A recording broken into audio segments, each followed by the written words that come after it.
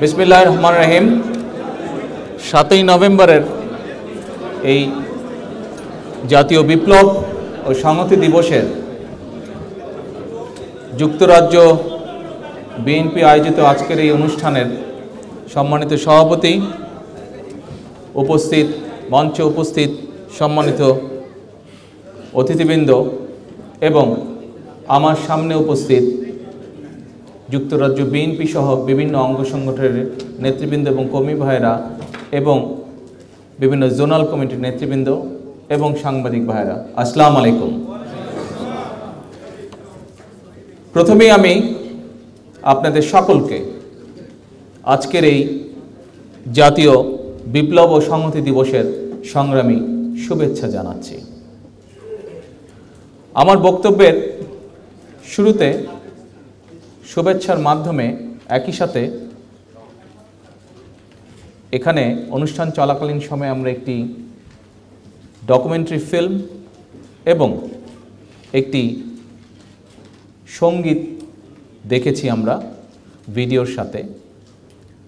সঙ্গীতটি আপনারা দেখেছেন জাসাস আয়োজন করেছে এবং ডকুমেন্টারি ফিল্মটি আপনারা দেখেছেন যে কেমব্রিজ বিশ্ববিদ্যালয়ের একটি অর্গানাইজেশন তারা তৈরি করেছে, তাদেরকে অন্যরা অনেকেই সহযোগিতা করেছে। তাদের সকলকে আমি আন্তরিকভাবে ধন্যবাদ জানাচ্ছি এরকম সুন্দর একটি ডকুমেন্ট এবং এরকম একটি সুন্দর সঙ্গীত তৈরি করার জন্য। উপস্থিত আমন্ত্রিত সকল অতিথিবৃন্দ, আজকে এখানে আসার আগে, এই অনুষ্ঠানে আসার আগে আমাকে একজন বললেন যে আজকের এই অনুষ্ঠানে এটি এরকম একটি, আজকে যেই দিনটিকে উপলক্ষ করে আমরা এখানে একত্রিত হয়েছি, এই অনুষ্ঠানে খুব মানানসই হবে যদি আমি সেই সময়কার কোনো স্মৃতিচারণ করে থাকি, সেই 1975 সালের 7ই নভেম্বরের। তো আমি চিন্তা করলাম যে স্মৃতিচারণ করাটা কতটা গুরুত্বপূর্ণ হবে বা প্রয়োজন হবে, অথবা 1975 সাল থেকে, এই ঘটনার পর থেকে কিছু অপশক্তি বছরের পর বছর যে মিথ্যা অপপ্রচার চালিয়েছিল বাংলাদেশের মানুষের কাছে শহীদ জিয়া সম্পর্কে এবং শহীদ জিয়ার প্রতিষ্ঠিত দল বাংলাদেশ জাতীয়তাবাদী দল সম্পর্কে কিছু কিছু বিষয়, 7ই নভেম্বরের বিষয় এবং 7ই নভেম্বরের আগে এবং পেছনে কিছু কিছু বিষয় সম্পর্কে গত বছরের পর বছর ধরে যে মিথ্যা প্রচারণা চালিয়েছিল সেগুলোর জবাব দেওয়া উচিত হবে কিনা, নাকি স্মৃতিচারণ করাটা উচিত হবে। পরিশেষে আমি সিদ্ধান্ত নিলাম যে না, আমার মনে হয় স্মৃতিচারণ করার সময় এবং সুযোগ আমরা আগে আরও পাবো ইনশাল্লাহ ভবিষ্যতে, কিন্তু বর্তমানে উচিত হবে যে এই যে মিথ্যা প্রচারণা, এই অপশক্তিগুলো চালিয়ে এসেছে শহীদ জিয়ার বিরুদ্ধে এবং বিএনপির বিরুদ্ধে, সেই মিথ্যার অপশক্তি যেই মিথ্যা প্রচারণা চালিয়েছে, সেই মিথ্যা প্রচারণার জবাব দেওয়াটা অত্যন্ত গুরুত্বপূর্ণ দেশের মানুষকে জানানো ঘটনাগুলো, বিশেষ করে আমাদের বর্তমানে বাংলাদেশের জনসংখ্যার একটি বিরাট অংশ জুড়ে আছে নতুন প্রজন্ম। এই নতুন প্রজন্মের কাছে এই ঘটনাগুলো তুলে ধরা প্রয়োজন। কি প্রেক্ষাপটে 1975 সালের 15ই আগস্টের ঘটনা ঘটেছিল, কি প্রেক্ষাপটে 1975 সালের 7ই নভেম্বর ঘটনাগুলো ঘটেছিল এবং কারা সেই ঘটনাগুলোর সাথে প্রত্যক্ষ বা পরোক্ষভাবে জড়িত, ইতিহাসের এই বিষয়গুলো জানা অত্যন্ত প্রয়োজন। কারণ একটি দেশের ভবিষ্যৎ হচ্ছে নতুন প্রজন্ম, একটি দেশের ভবিষ্যৎ হচ্ছে, একটি দেশের শক্তি হচ্ছে, চালিকা শক্তি হচ্ছে সেই দেশের জনগণ। জনগণই সিদ্ধান্ত নেয় কীভাবে দেশ পরিচালিত হবে, দেশ কোন দিকে যাবে, দেশের প্রকৃত ঘটনা কী, দেশের সত্যিকার স্বার্থের সাথে কারা জড়িত, দেশে অপশক্তি কারা, এগুলো পরিষ্কার হওয়া প্রয়োজন। এবং এগুলো যখন জনগণের কাছে পরিষ্কার হয়, জনগণের পক্ষে তখনই সঠিক সিদ্ধান্ত গ্রহণ করতে সুবিধা হয়। সেই জন্য আমি সিদ্ধান্ত নিয়েছি যে আগেও যেরকম আপনাদের সামনে ইতিহাসের সত্য কিছু বিষয় তুলে ধরেছিলাম পর্যায়ক্রমিকভাবে বিভিন্ন প্রেক্ষাপটে বিভিন্ন অনুষ্ঠানের সাথে সম্পর্কিত বিষয়গুলো, আজও আমি মনে করি যে 7ই নভেম্বরের প্রেক্ষাপট আগে এবং পেছনে যে প্রেক্ষাপটগুলো ছিল সেই প্রেক্ষাপটগুলো আপনাদের সামনে তুলে ধরতে চাই। এই যে পিছনে বক্তব্য দিতে যখন দাঁড়িয়েছি তখন অনেক নতুন প্রজন্মের অনেক তরুণীরা সেখানে উপস্থিত আছে, তারা স্লোগান দিচ্ছিল। আমি তুলে ধরতে চাই তাদের কাছে জানাতে চাই তাদেরকে। আপনারা নিশ্চয়ই খেয়াল করেছেন যে গত কয়েকটি অনুষ্ঠানে আমি ইতিহাসের থেকে কতগুলো তথ্য উপাত্ত উপস্থাপন করেছি এবং এই তথ্য উপাত্তগুলো উপস্থাপন করার পরে আমাদের যে রাজনৈতিক বিরোধী প্রতিপক্ষ যারা আছে তারা অনেক রকম রিয়াকশন তারা দেখেছে, কিন্তু কেউ আজ পর্যন্ত আমার উপস্থাপিত ঐতিহাসিক দলিলের ভিত্তিতে উপস্থাপিত যে সকল তথ্য আমি উপস্থাপন করেছি তার বিপরীতে কোনো একটি কথা যুক্তি সহকারে, তর্ক সহকারে, দালিলিক প্রমাণ সহকারে কোনো তথ্য উপস্থাপন করতে তারা ব্যর্থ হয়েছে, কোনো জবাব দিতে তারা ব্যর্থ হয়েছে। আমাদের উদ্দেশ্য হবে আজকের এই আলোচনা সভার মাধ্যমে উদ্দেশ্য হবে সমগ্র দেশের মানুষের কাছে, যত সংখ্যক বেশি মানুষের কাছে সম্ভব তাদের কাছে তুলে ধরা সত্য ঘটনাগুলো। যে মিথ্যা ইতিহাস, বিশেষ করে গত 5-7 বছর ধরে যে মিথ্যা ইতিহাস দেশের জনগণকে শেখানোর চেষ্টা করা হচ্ছে, বলার চেষ্টা করা হচ্ছে, বিশেষ করে নতুন প্রজন্মকে বলার চেষ্টা করা হচ্ছে, সেই মিথ্যার বিপরীতে যে সত্য আছে সেই সত্যগুলোকে তুলে ধরা, সত্যগুলোকে মানুষের সামনে প্রতিষ্ঠিত করা।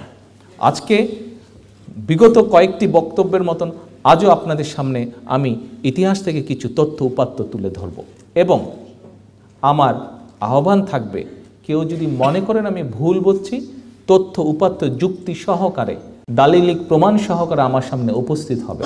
নিজেকে মূর্খ প্রমাণিত করার জন্য খামাখায় অযথা অকথ্য ভাষায় গালাগালি বা কথা বলে আমার কথার জবাব দেওয়ার চেষ্টা করবেন না।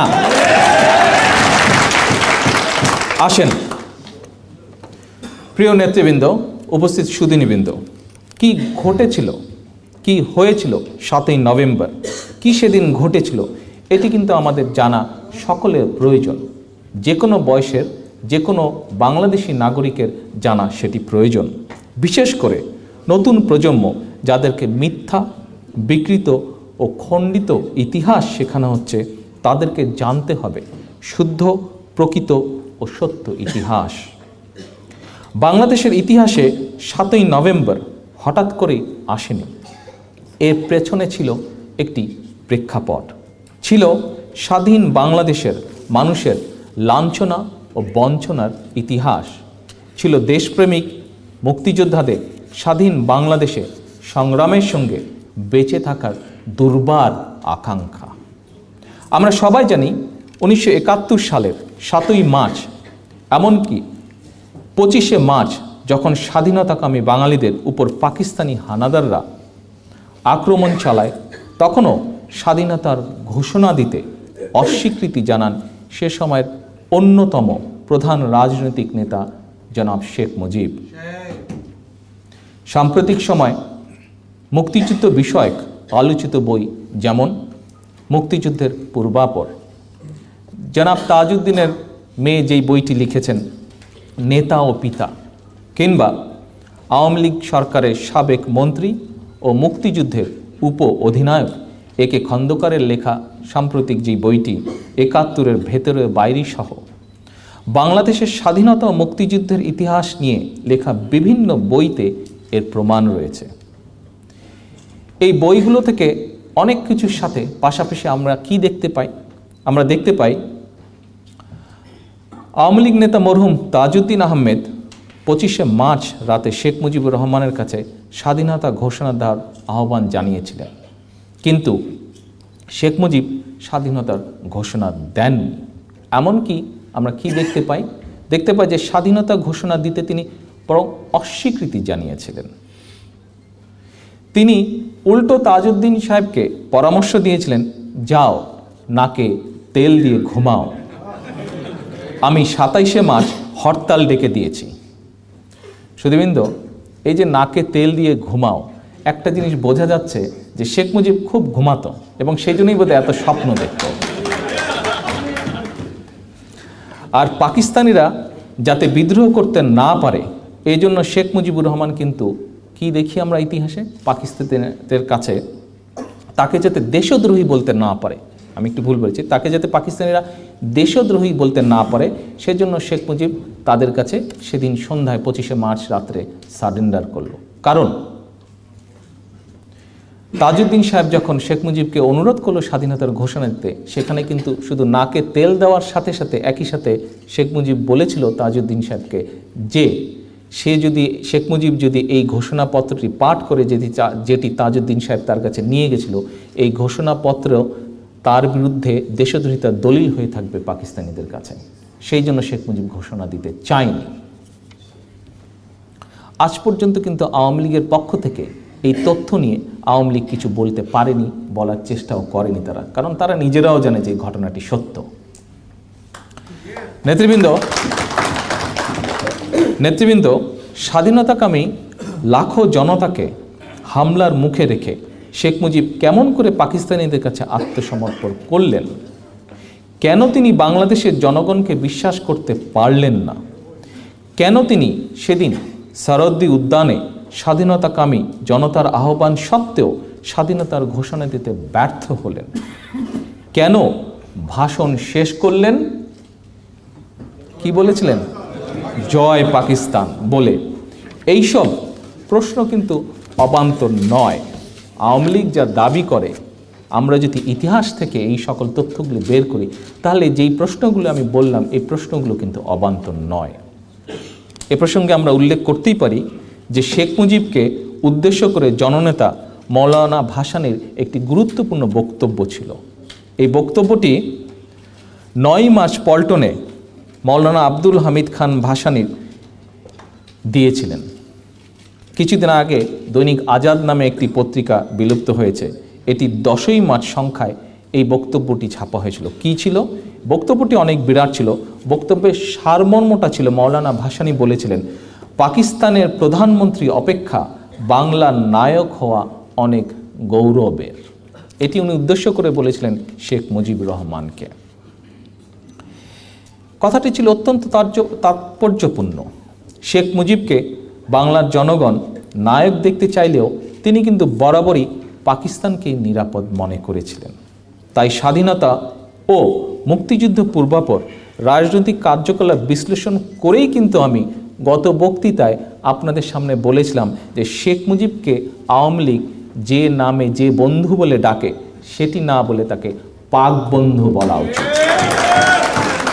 বলেছিলাম তার অদূরদর্শিতা এবং অবিভক্ত পাকিস্তানের প্রধানমন্ত্রীত্বের লোভের কারণেই পাকিস্তানি হানাদার বাহিনীরা হাজার হাজার মাইল দূর থেকে এসে বাংলাদেশে এত সংখ্যক স্বাধীনতা মানুষকে হত্যা করতে সক্ষম হয়েছিল। একটু আগে আরেকটি বইয়ের নাম বলেছিলাম, স্বাধীনতার পূর্বাপর। এই বইটি যদি আপনারা পড়েন, এই বইতে একে খন্দকার সাহেবের ইন্টারভিউ আছে। ওই ইন্টারভিউর এক জায়গায় আপনারা দেখবেন যে সেই সময় একে খন্দকার সাহেব যোগাযোগ করার চেষ্টা করেছিলেন আওয়ামী লীগের কিছু নেতৃবৃন্দের সাথে এবং যোগাযোগের মাধ্যমে তিনি বলেওছিলেন যে পাকিস্তানিরা এরকম প্রিপারেশন নিচ্ছে। কিন্তু যখন তাকে শেখ মুজিবের জবাবটা এনে দেওয়া হলো তখন তিনি বুঝলেন যে আওয়ামী লীগের যুদ্ধ করার কোনো প্রিপারেশনই ছিল না। আওয়ামী লীগ যদি প্রিপারেশন নিত, মানুষকে যদি আহ্বানও জানাতো শেখ মুজিব যুদ্ধের প্রস্তুতির, তাহলে এত সংখ্যক মানুষ মারা যেত না।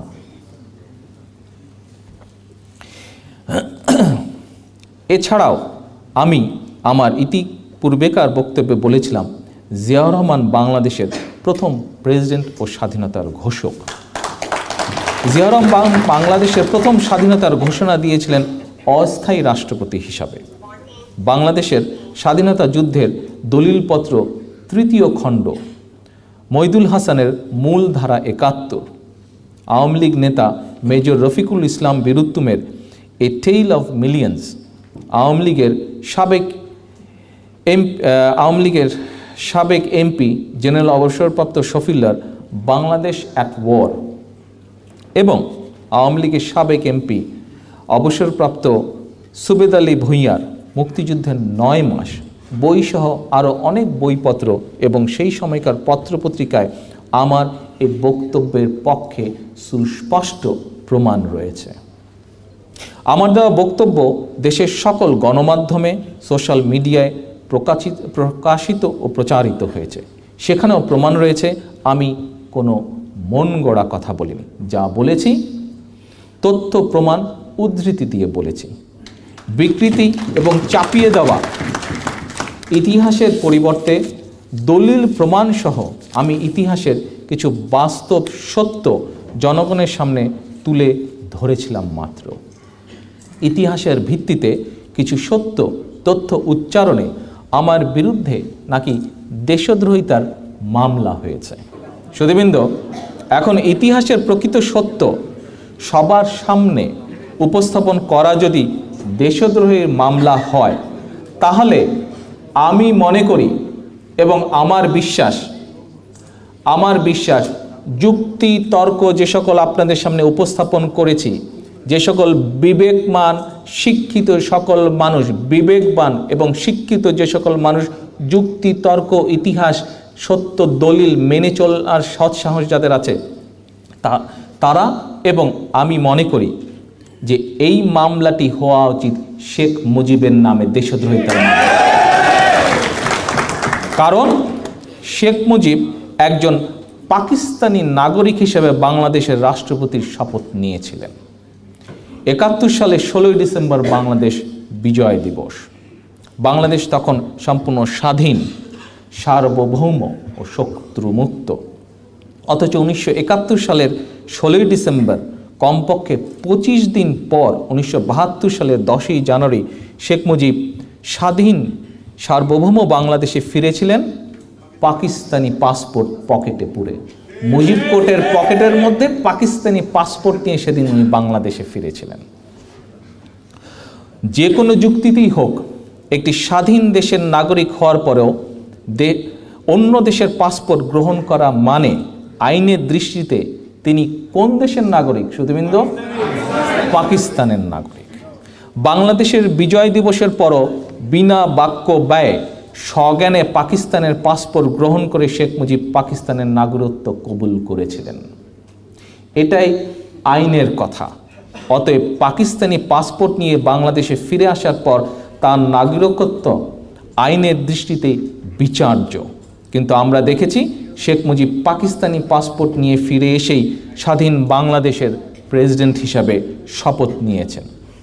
অতএব একজন পাকিস্তানি নাগরিক কেমন করে বাংলাদেশের প্রেসিডেন্ট হিসাবে শপথ নিলেন, সেই প্রশ্নের আইনগত নিষ্পত্তির জন্যই শেখ মুজিবের বিরুদ্ধে দেশদ্রোহী মামলা হওয়া জরুরি।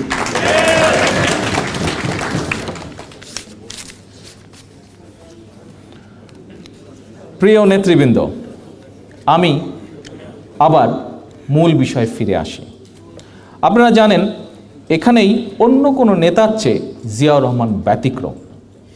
দেশ ও জনগণের স্বার্থে তিনি কখনো আপোষ করেননি। সেটি ১৯৭১ সালের ২৬শে মার্চ কিংবা ১৯৭৫ সালের ৭ই নভেম্বর। জিয়াউর রহমানের কাছে পদ পদবি কিংবা নেতৃত্ব কর্তৃত্ব নয়, বরং সবসময় দেশপ্রেম কিংবা দেশের স্বার্থই ছিল বড়। আমরা জানি, স্বাধীনতা ঘোষণা না দিয়ে ২৫শে মার্চ শেখ মুজিব পাকিস্তানিদের কাছে স্বেচ্ছায় আত্মসমর্পণের পর নেতৃত্ব শূন্য স্বাধীনতাকামী মানুষের সামনে ২৬শে মার্চ নিজেকে রাষ্ট্রপতি হিসেবে উল্লেখ করে বাংলাদেশের স্বাধীনতা ঘোষণা দিয়েছিলেন জিয়াউর রহমান। তিনি কিন্তু ঘোষণা দিয়ে বসে থাকেননি। তিনি মুক্তিযুদ্ধকে সংগঠিত করেন। লাখো মুক্তিযোদ্ধাকে সঙ্গ নিয়ে সশস্ত্র লড়াই করার মাধ্যমে স্বাধীনতার সূর্য তিনি ছিনিয়ে আনেন। এরপর স্বাধীন বাংলাদেশে যথানিয়মে যখন যে দায়িত্ব এসেছে তা আন্তরিকতা ও সর্বোচ্চ পেশাদারিত্বের সঙ্গে পালন করেছেন। আবারও ১৯৭৫ সালের নভেম্বর, যখন দেশ ছিল সর্বগ্রাসী ষড়যন্ত্রের কবলে, ষড়যন্ত্রের পথ ধরে স্বাধীনতার ঘোষক তৎকালীন সেনাপ্রধান জিয়াউর রহমানকে বন্দী করে রাখা হয় ক্যান্টনমেন্টে। দেশের সার্বভৌমত্ব ও জাতীয় সংহতি হয়ে পড়েছিল হুমকির সম্মুখীন। এই অবস্থা থেকে উত্তরণে দেশের জনগণের একমাত্র প্রত্যাশা ছিল জিয়াউর রহমানের মুক্তি। তারা প্রতীক্ষায় ছিল জিয়াউর রহমানের নেতৃত্বের জন্য, অপেক্ষায় ছিল ৭১ সালের মতন জিয়ার কণ্ঠ শোনার জন্য। ৭ই নভেম্বর সেই রাজনৈতিক অন্ধকারচ্ছন্ন পরিস্থিতির অবসান ঘটে। বন্দিশ দশা থেকে মুক্তি পাওয়ার পর জিয়াউর রহমান জাতির উদ্দেশ্যে ভাষণ দিলেন। প্রিয় দেশবাসী, আসসালামু আলাইকুম। আমি মেজর জেনারেল জিয়া বলছি। বর্তমান পরিস্থিতি বাংলাদেশের জনগণ, সেনাবাহিনী, নৌবাহিনী, বিমান বাহিনী, বিডিআর, পুলিশ সহ অন্যদের অনুরোধে আমাকে সাময়িকভাবে গণপ্রজাতন্ত্রী, খেয়াল করবেন নেতৃবৃন্দ, অনুরোধে আমাকে সাময়িকভাবে গণপ্রজাতন্ত্রী বাংলাদেশের চিফ মার্শাল অ্যাডমিনিস্ট্রেটর ও সেনাবাহিনীর প্রধান হিসেবে দায়িত্বভার গ্রহণ করতে হয়েছে। ওনার বক্তব্যের মধ্যে কিন্তু একটা শব্দ আছে, আপনারা খেয়াল করেছেন? ইয়েস, সাময়িকভাবে। আসেন বক্তব্যটা আমরা কমপ্লিট করি। এ দায়িত্ব ইনশাল্লাহ আমি সুষ্ঠুভাবে পালন করতে যথাসাধ্য চেষ্টা করব। আল্লাহ আমাদের সকলের সহায়ন। খোদা হাফেজ।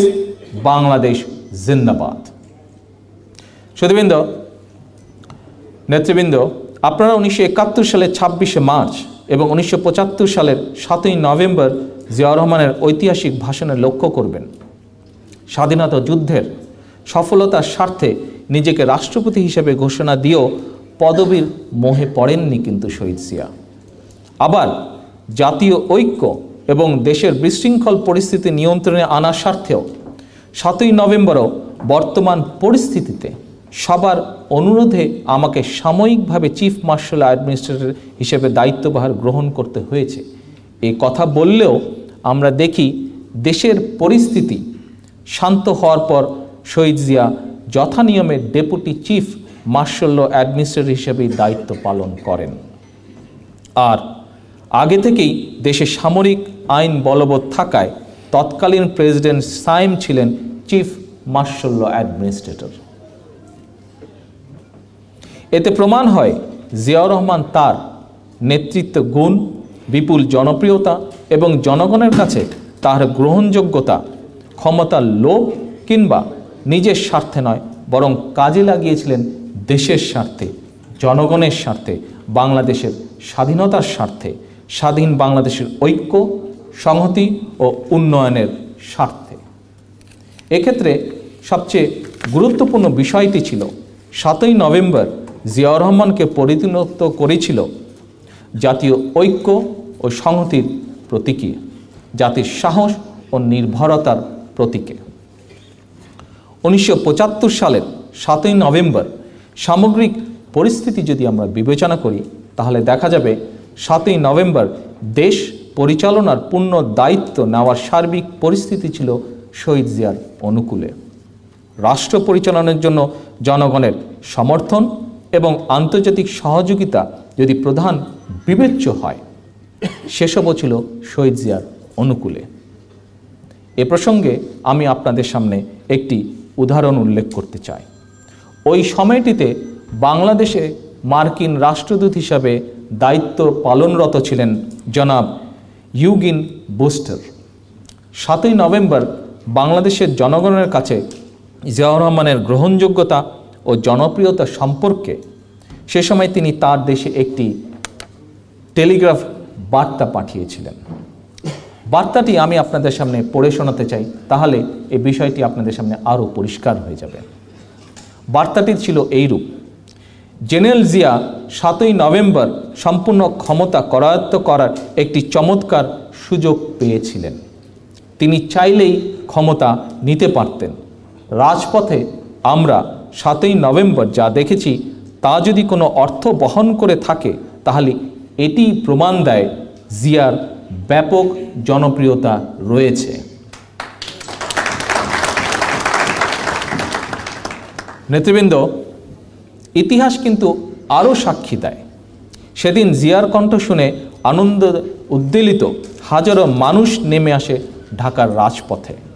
সে সময়কার পত্রপত্রিকাও এইরকম অনেকগুলো নিউজ ছাপা হয়েছিল। আমি 1975 সালের 9 নভেম্বর সেই সময়কার একটি পত্রিকা, রিনাউন্ড একটি পত্রিকা দৈনিক ইত্তেফাকের একটি রিপোর্ট আপনাদের সামনে উপস্থাপন করছি। রিপোর্টটি এভাবে লেখা হয়েছিল: সকল সংশয়, দ্বিধা আর দুঃস্বপ্নের মেঘ অতিক্রম করিয়া গত শুক্রবার বাঙালি জাতির জীবনে এক ঐতিহাসিক ও অভূতপূর্ব বিজয় সূচিত হইয়াছে। এই বিজয়ে স্বর্ণোজ্জ্বল দলিলে জনতার প্রাণের অগ্র দিয়া লেখা হইল বাংলার বীর সেনানীদের নাম, আর দলিলের শিরোনামে শোভা পাইল একটি নাম, মেজর জেনারেল জিয়াউর রহমান বীরুত্তম। একজন প্রিয় ও বিচক্ষণ ব্যক্তিত্ব। সেনাবাহিনী, নৌবাহিনী, বিমান বাহিনী, বাংলাদেশ রাইফেলস, পুলিশ সহ বীর সিপাহীদের এই জাগ্রত চেতনা, বৈপ্লবিক সত্তার এই প্রকাশ প্রমাণ করিল যে বাঙালি জাতির স্বাধীনতা খর্ব করার সাধ্য নাই কোনো চক্রান্তের, কাহারও ক্ষমতা নাই দেশের সার্বভৌমত্বকে আঘাত করার, দুর্বল করার। শুক্রবারের প্রভাত জাতির জন্য ছিনাইয়া আনে এক সূর্য সম্ভব উজ্জ্বল ভবিষ্যৎ, পরাবহীন এক অপূর্ব আত্মপ্রত্যয়। সিপাহী জনতার এই মিলিত আবেগ, উল্লাস, জয়ধ্বনি, আনন্দের কলকল্লোল সহস্র কণ্ঠের এই উচ্চকিত নিনাদ সেদিন ঘোষণা করিল সৈনিক ও জনতার একত্রতা।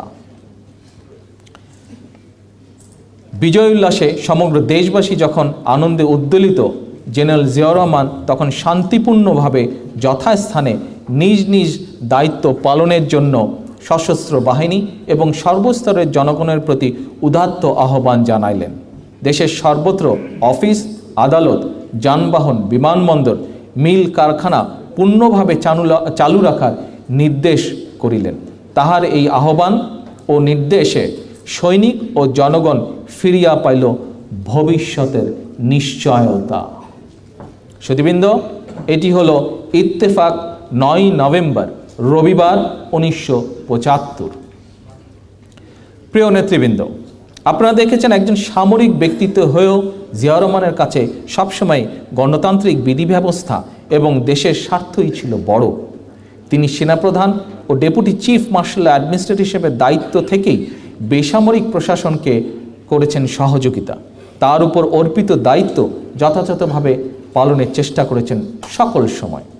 তবে জিয়াউর রহমানের নেতৃত্ব গুণ, জনপ্রিয়তা, সততা ও সাফল্যে এখন কেউ কেউ উদ্দেশ্যমূলকভাবে তার ভাবমূর্তি কালিমালিপ্ত করতে চায়। এই অপশক্তির মনে রাখা প্রয়োজন, জিয়াউর রহমানের মতন একজন জনপ্রিয় ব্যক্তিত্বের ক্ষমতার জন্য কোনো ষড়যন্ত্রের পথ বেছে নিতে হয় না। 1975 সালের 15ই আগস্টের পট পরিবর্তন কিংবা 7ই নভেম্বর সিপাহী জনতার স্বতঃস্ফূর্ত অভ্যুত্থান কোনো ঘটনাতেই জিয়াউর রহমান ক্ষমতার লোভ দেখাননি। তবে সময়ের প্রয়োজনে জিয়াউর রহমান দেশ পরিচালনার দায়িত্ব নিয়েছেন, সেটি অনেক পরে। স্বাস্থ্যগত কারণে তৎকালীন প্রেসিডেন্ট বিচারপতি সাইমের পদত্যাগের পর জিয়াউর রহমান বাংলাদেশের প্রেসিডেন্ট হিসেবে দায়িত্ব গ্রহণ করেন 1977 সালের 21 এপ্রিল। 1977 সালের 21 এপ্রিল শেখ মুজিব হত্যাকাণ্ডের সময় জিয়াউর রহমান ছিলেন সেনাবাহিনীর ডেপুটি চিফ অফ স্টাফ আর সেনাপ্রধান ছিলেন শফিউল্লাহ।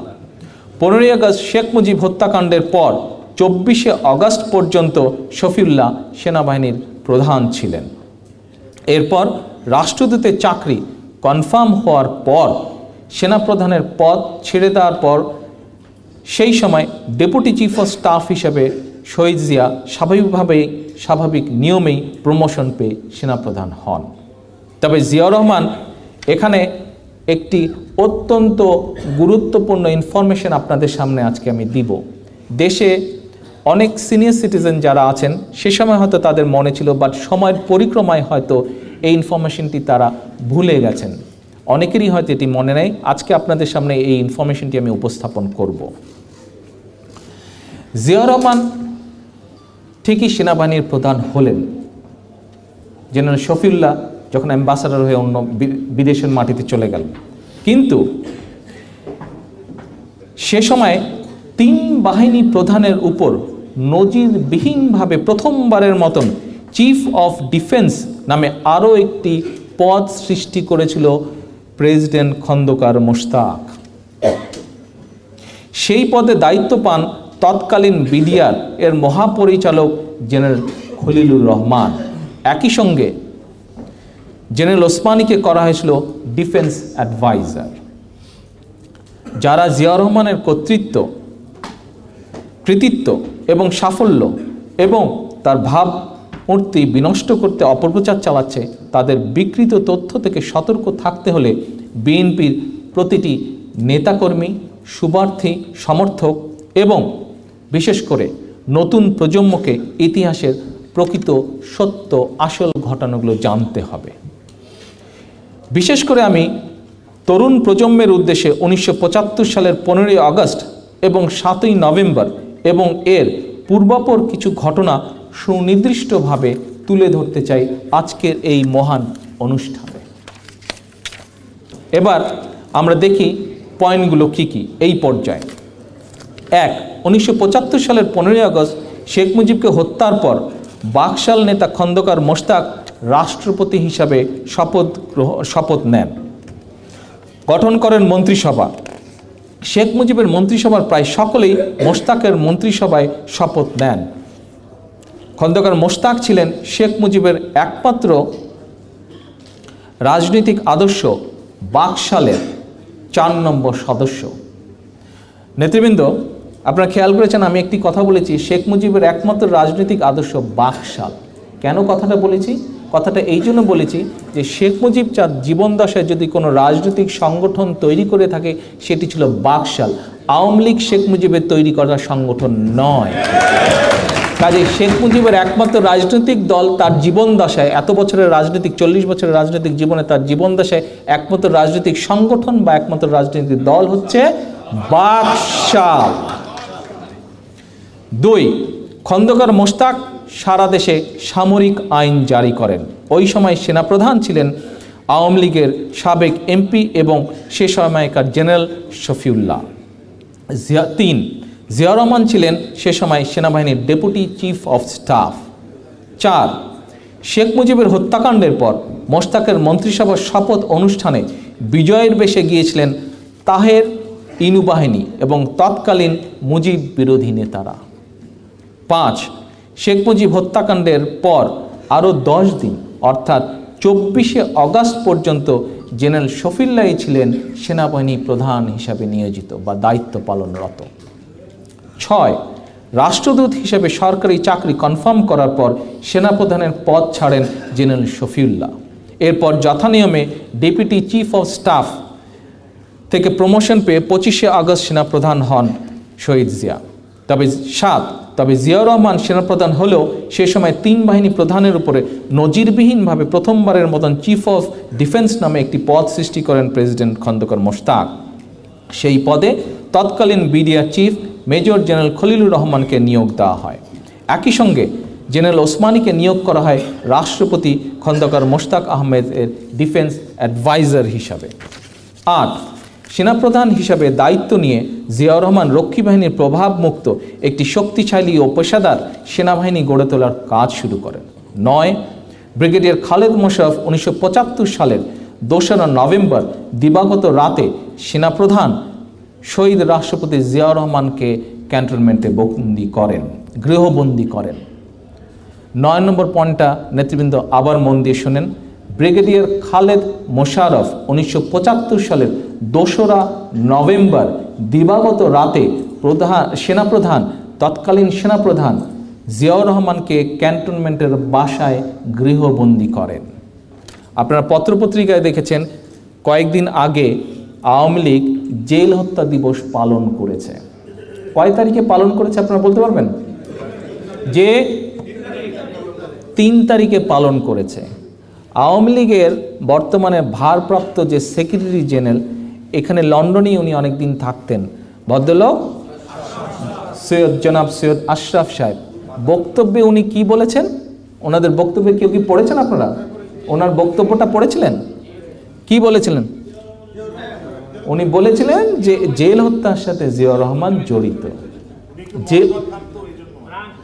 এখন জিয়াউর রহমান গৃহবন্দী হন 2 তারিখে, ওনারা নিজেরাই জেল হত্যা পালন করছেন 3 তারিখে। লন্ডনে যারা বাংলাদেশি মানুষ থাকেন, এই এলাকায় যারা থাকেন, সৈয়দ আশরাফ সাহেব এখানে অনেক দিন ছিলেন। উনি সকালে বিকালে বা রাতে কি অবস্থায় থাকেন এটি আপনারা নিজেরাই জানেন, এবং এই কথাটি বাংলাদেশেও এখন বহু মানুষের জানা যে উনি কখন কি অবস্থায় বিরাজ করেন। কাজেই এখন কি অবস্থায় উনি কথাটি বলেছেন, কতটুকু জেনে বলেছেন, কতটুকু সজ্ঞানে বলেছেন বা কোন জ্ঞানে বলেছেন, এটি এখন প্রশ্নের ব্যাপার। কাজেই ওনার কথার যে কোনো ভিত্তি নেই, ওনার কথা থেকেই সেটি প্রমাণ হয়ে গেছে।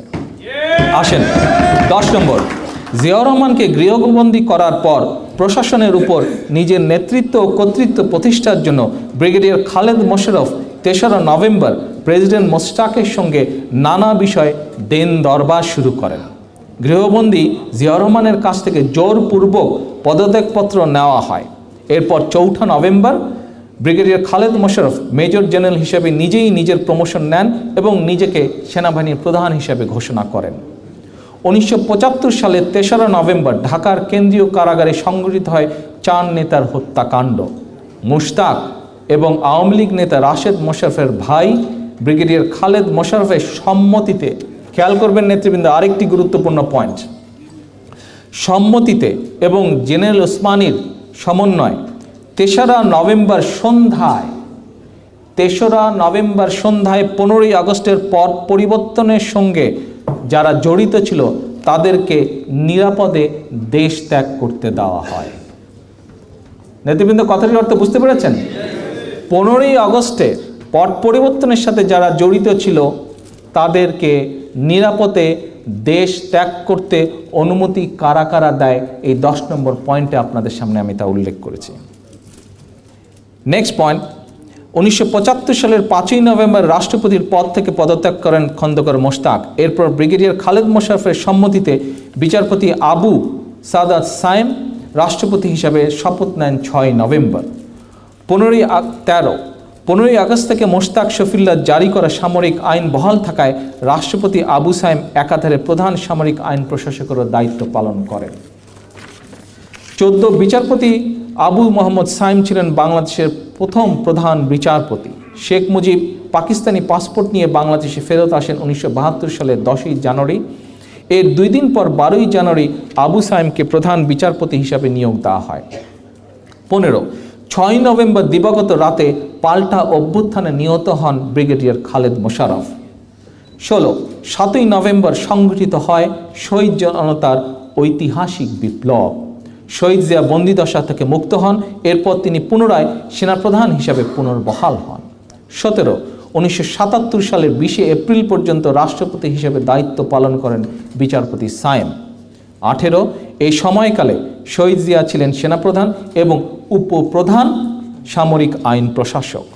1977 সালের 20 এপ্রিল প্রেসিডেন্ট পদ থেকে পদত্যাগ করে বিচারপতি আবু সায়েম 1977 সালের 21 এপ্রিল প্রেসিডেন্ট হিসেবে দায়িত্ব নেন। 1977 সালের 21 এপ্রিল প্রেসিডেন্ট হিসেবে দায়িত্ব নেন শহীদ রাষ্ট্রপতি জিয়াউর রহমান। দেশে সামরিক আইন বহাল থাকায় একই সঙ্গে তিনি প্রধান সামরিক আইন প্রশাসকেরও দায়িত্ব পালন করেন। 1978 সালের 3রা জুন প্রথমবারের মতন অনুষ্ঠিত হয় প্রেসিডেন্ট নির্বাচন। প্রেসিডেন্ট নির্বাচনে জেনারেল এমজি ওসমানী সহ মোট 10 জন প্রার্থী প্রতিদ্বন্দ্বিতা করেন। নির্বাচনে বিজয় হয়ে বাংলাদেশের প্রথম নির্বাচিত প্রেসিডেন্ট হবার গৌরব অর্জন করেন শহীদ রাষ্ট্রপতি জিয়া রহমান। নেতৃবৃন্দ, আপনারা খেয়াল করে দেখবেন, বাংলাদেশে স্বাধীন বাংলাদেশের প্রথম ঘোষক হিসাবে শহীদ জিয়া গৌরব অর্জন করেছেন। শুধু তাই নয়, বাংলাদেশের প্রথম রাষ্ট্রপতি হিসাবে গৌরব অর্জন করেছেন। বাংলাদেশের প্রথম রাষ্ট্রপতি হবার এবং অ্যাট দ্য সেম টাইম বাংলাদেশের প্রথম সরাসরি জনগণ দ্বারা নির্বাচিত রাষ্ট্রপতিও ছিলেন শহীদ রাষ্ট্রপতি।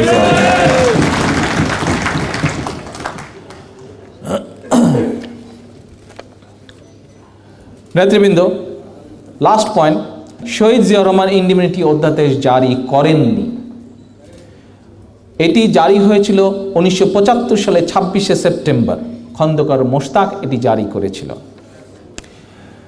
সাংবাদিক বন্ধুগণ, আমার নেতৃবৃন্দ, বাংলাদেশের ইতিহাসে 1975 সালটি অত্যন্ত গুরুত্বপূর্ণ। এই বছরটিতে বিশেষ করে আগস্ট থেকে নভেম্বর এই কয়েকটি মাস ছিল ঘটনাবহুল এবং একাধারে বিপদ সংকুল।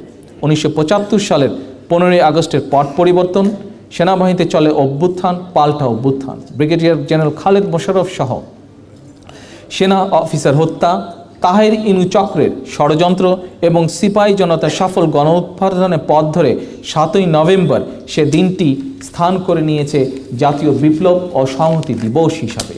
এইসব ঘটনা সংঘটিত হয়েছিল 1975 সালে। আমরা সকলেই জানি 7ই নভেম্বর জাতীয় বিপ্লব ও সংহতি দিবস। আমাদের জাতীয় এই দিবসের তাৎপর্য নিয়ে বিশিষ্ট রাষ্ট্রবিজ্ঞানী তালুকদার মনিরুজ্জামানের একটি বক্তব্য আপনাদের সামনে উল্লেখ করতে চাই। তিনি লিখেছেন, বাংলাদেশের রাজনৈতিক ইতিহাসে 1975 সালে 7ই নভেম্বর সিপাহী জনতার বিপ্লব শুধু মোড় পরিবর্তনকারী নয়, এদেশে আধিপত্য বিরোধী জাতীয়তাবাদী রাজনীতির অভ্যুদয়ের সূচনা। 1975 সালে 3রা নভেম্বর ব্রিগেডিয়ার খালেদ মোশাররফ একটি অভ্যুত্থান ঘটান। এই অভ্যুত্থানের নেতারা তদানীন্তন প্রেসিডেন্ট খন্দকার মোশতাকের সাথে আলোচনা করে 1975 সালের 15ই আগস্টের অভ্যুত্থানের সাথে জড়িত 15 জন সেনা কর্মকর্তাকে নিরাপদে ব্যাংকক পৌঁছে দেন। এই সময় ব্রিগেডিয়ার খালেদ মোশাররফ নিজেই মেজর জেনারেল হিসেবে পদোন্নতি নিয়ে নিজেকে সেনাপ্রধান হিসেবে ঘোষণা করেন। তিনি সাবেক সেনাপ্রধান জিয়াউর রহমানকে গৃহবন্দী করেন। খন্দকার মোশতাককে প্রেসিডেন্ট পদ থেকে সরিয়ে বিচারপতি সাইমকে প্রেসিডেন্টে বসান। তাই নভেম্বরের প্রেক্ষাপট আলোচনা করতে গেলে 1971 বাংলাদেশের মুক্তিযুদ্ধ, শেখ মুজিবের শাসনকাল, সেই সময়কার রাজনৈতিক পরিস্থিতি এবং 1975 সালের 15ই আগস্টের পূর্বপর ঘটনাবলী খুব সংক্ষেপে হলেও আলোচনা করাটা অত্যন্ত প্রাসঙ্গিক। এ কারণ যে আওয়ামী লীগের গোয়েবলজীয় কায়দার একই মিথ্যা বারবার বলে সেটিকে সত্যে পরিণত করার একটি কৌশল তারা নিয়েছে। এ কারণেই সেই সময়কার কিছু ঘটনা প্রবাহ আমি আপনাদের সামনে এবং বিশেষ করে তরুণ প্রজন্মের সামনে তুলে ধরতে চাই। আপনারা জানেন, মুক্তিযুদ্ধের রণাঙ্গনে শেখ মুজিব মুক্তিযোদ্ধাদের মরণপণ লড়াই দেখেনি তাদের দুঃখ, দেখেনি তাদের কষ্ট, দেখেনি তাদের বীরত্ব গাথা। এ কারণেই পাকিস্তান থেকে পাকিস্তানি নাগরিক হিসাবে ফিরে অবৈধভাবে বাংলাদেশের ক্ষমতায় অধিষ্ঠিত হয়ে শেখ মুজিব কার্যত মুক্তিযুদ্ধ বিরোধী ভূমিকায় অবতীর্ণ হয়েছিল। জনগণের মতামতের তোয়াক্কা না করেই ছেড়ে দেয় চিহ্নিত কিছু যুদ্ধ অপরাধীকে। মুক্তিযুদ্ধে গৌরবময় ভূমিকা রাখতে না পারার একটি লজ্জা তো অবশ্যই শেখ মুজিবের ছিল। এই কারণেই দেখা যায় মুক্তিযুদ্ধে যারা বীরত্বপূর্ণ ভূমিকা পালন করেছিলেন তাদের সঙ্গে শেখ মুজিব কখনোই সহজ হতে কিন্তু পারেননি। দেখা যায় মুক্তিযুদ্ধে যারা নেতৃস্থানীয় এবং গৌরবময় ভূমিকা ছিল তাদের কৌশলে শেখ মুজিব দূরে ঠেলে দেন। মুক্তিযুদ্ধকালীন সরকারের প্রধানমন্ত্রী তাজউদ্দিন আহমেদও কিন্তু শেখ মুজিবের রোষানল থেকে বাঁচেনি। নিজের লোভ, লাভ ও ক্ষমতা চিরস্থায়ী করতে শেখ মুজিব সংবিধানকে পরিবর্তন করেছিল। কে নতুন প্রজন্ম বলতে পারবে কয়বার? 4 বার। মুক্তিযুদ্ধের চেতনার প্রথম কথা গণতন্ত্রের কবর করেছিল রচনা শেখ মুজিব। আইইউবিআইয়ের যোগ্য উত্তরসূরি শেখ মুজিব সকল রাজনৈতিক দল নিষিদ্ধ করে গঠন করেছিল তার একমাত্র রাজনৈতিক আদর্শের দল বাকশাল। গণমাধ্যমের স্বাধীনতা নিয়ে 1960 সালে পাকিস্তানে আইয়ুব খানের প্রেস অ্যান্ড পাবলিকেশন অর্ডিন্যান্স নামক একটি কালাকানুন তৈরি করেছিল। এই কালাকানুনটি আইয়ুব খানের অনুকরণে শেখ মুজিব স্বাধীন বাংলাদেশে প্রবর্তন করেন। সাংবাদিক ভাইরা বলতে পারবেন কত সালে? 1973 সালে। 74 না 73 সালে। এবং এটির নাম কি ছিল সাংবাদিক ভাইরা বলতে পারবেন? না, স্পেশাল পাওয়ার অ্যাক্ট না, এটির নাম ছিল 1973 সালে মুদ্রণ যন্ত্র ও প্রকাশনা অর্ডিন্যান্স। এই নামে এই কালাকানুনটি তৈরি করা হয়েছিল। বাক ও ব্যক্তি স্বাধীনতা ছিল কিন্তু শেখ মুজিবের অন্যতম প্রধান শত্রু। এটির প্রমাণ আরেকটু পরে আমি আপনাদেরকে দিচ্ছি। তাও অবৈধ রং হেডেড হাসিনার এক মন্ত্রীর উক্তি থেকে আমি আপনাদের দিব, অবৈধ মন্ত্রীর উক্তি থেকে। এর আগে ক্ষমতা দখলের প্রথম বছর 1972 সালে শেখ মুজিব নিষিদ্ধ করেন বাংলাদেশের ইতিহাসের অন্যতম দিকপাল মৌলানা ভাসানীর সাপ্তাহিক হক কথা। নিষিদ্ধ করা হয় সাপ্তাহিক গণশক্তি, লাল পতাকা, নয়া যুগ, মুখপত্র, স্পোক্সম্যান, দেশ বাংলা, দৈনিক গণকণ্ঠ। অনেক সম্পাদককেও করা হয় গ্রেফতার। কেন সংবাদপত্র শেখ মুজিবের রোশনালে পড়েছিল আমি তার একটা উদাহরণ আপনাদেরকে দিচ্ছি। 1972 সালের 2রা জুন সাপ্তাহিক হক কথা একটি খবর ছেপেছিল। কি সেই খবরটা? ঢাকা জেলার, খবরটি আমি পড়ছি সংক্ষেপে, ঢাকা জেলার মনোহরদী থানার পাটুলি, মনোহরদী থানা থেকে কেউ আছেন কি এখানে? নেই। মনোহরদী থানার পাটুলি ইউনিয়নে আওয়ামী লীগ কর্মকর্তারা, দলীয় আওয়ামী লীগ নেতৃবৃন্দ, নেতারা, যে লোকাল নেতা যারা ছিল, আওয়ামী লীগ নেতারা দলীয় কর্মীদের সহায়তায় সম্পূর্ণ ব্যক্তিগত শত্রুতা সাধনের উদ্দেশ্যে, খেয়াল করবেন, মুক্তিযুদ্ধের সপক্ষের দাবিদার, সকল সপক্ষের দাবিদার আওয়ামী লীগের কাজ, খেয়াল করবেন নেতৃবৃন্দ, আওয়ামী লীগের নেতৃবৃন্দরা, লোকাল নেতৃবৃন্দরা দলীয় কর্মীদের সহযোগিতায় সম্পূর্ণ ব্যক্তিগত শত্রুতা সাধনের উদ্দেশ্যে জনৈক মুক্তিযোদ্ধাকে জীবন্ত কবর দিয়েছে। জীবন্ত কবর দিয়েছিল মুক্তিযোদ্ধাকে। এই অপরাধে পুলিশ হত্যাকারীদের গ্রেফতার করিয়া নারায়ণগঞ্জ থানায় চালান দিলে জনৈক এমসি এর হস্তক্ষেপ করিয়া এই নরঘাতকটিকে মুক্ত করিয়াছেন। তো এবার বুঝেন যে মুক্তিযুদ্ধের সপক্ষে তথাকথিত সকল সপক্ষের শক্তি কিভাবে মুক্তিযোদ্ধাদেরকে জীবন্ত কবর দিয়েছিল নিজেদের স্বার্থ হাসিলের জন্য। তো স্বাভাবিক শেখ মুজিব পত্রপত্রিকা বন্ধ করবে না কেন সেই পত্রিকা যদি শেখ মুজিবের ওই খবর ছেপে দেয়। নেতৃবৃন্দ, মুক্তিযোদ্ধাদের হত্যা এবং লাঞ্ছনা শুরু করা হয়েছিল তাহলে কার আমলে? এটা কি শেখ মুজিবের আমল বলতে পারি না আমরা? নির্মম বাস্তবতা ছিল শেখ মুজিব মুক্তিযোদ্ধাদের প্রতি সম্মান দেখালে তাকে নিজেই নিজের কাছে ছোট করতে হতো। কারণ সুযোগ পেয়েও শেখ মুজিব মুক্তিযুদ্ধের নেতৃত্ব দেয়নি কিংবা মুক্তিযুদ্ধে অংশগ্রহণ করার গৌরব অর্জন করতে পারেনি। এ প্রসঙ্গে আমরা মুক্তিযুদ্ধের আহ্বানকারী, মুক্তিযুদ্ধের অন্যতম সংগঠক শহীদ রাষ্ট্রপতি জিয়াউর রহমানের একটি বক্তব্য উল্লেখ করতে পারি। 1976 সালের 12 জুন ঢাকায় তিনি বাংলাদেশ মুক্তিযোদ্ধা সংসদের কেন্দ্রীয় অফিস উদ্বোধনকালে বলেছিলেন, অতীতে নজিরবিহীন স্বজনপ্রীতি, দুর্নীতি এবং ক্ষমতার অপব্যবহারের মাধ্যমে শুধু মুক্তিযোদ্ধাদের খ্যাতি বিনষ্ট করা হয়নি, বরং জাতির মর্যাদা ক্ষুণ্ণ করা হয়েছে। নেতৃবৃন্দ, আপনাদের অনেকেই আমরা জানি, আমাদের ইতিহাসে 1974 সালের 28শে ডিসেম্বর প্রথমবারের মতন দেশে জরুরি অবস্থা জারি করে শেখ মুজিব। তার দুরাচার, দুঃশাসন আর লাল ঘোড়া দাবানোর নামে নির্বিচার মুক্তিযোদ্ধা হত্যা, অত্যাচার, নির্যাতন, স্বৈরাচারী কর্মকাণ্ড এবং গণতন্ত্র বিরোধী ভূমিকা জনগণের কাছে তো বটেই, নিজ দল বাকশালের নেতাকর্মীদের মাঝেও তাকে করে তুলেছিল বিতর্কিত। এর নির্মম পরিণতি দেখা যায় 1975 সালের 15ই আগস্ট। দোষ যত বড়ই হোক, আইনের দৃষ্টিতে কোনো হত্যাকাণ্ডকেই মেনে নেওয়া সমীচীন নয়।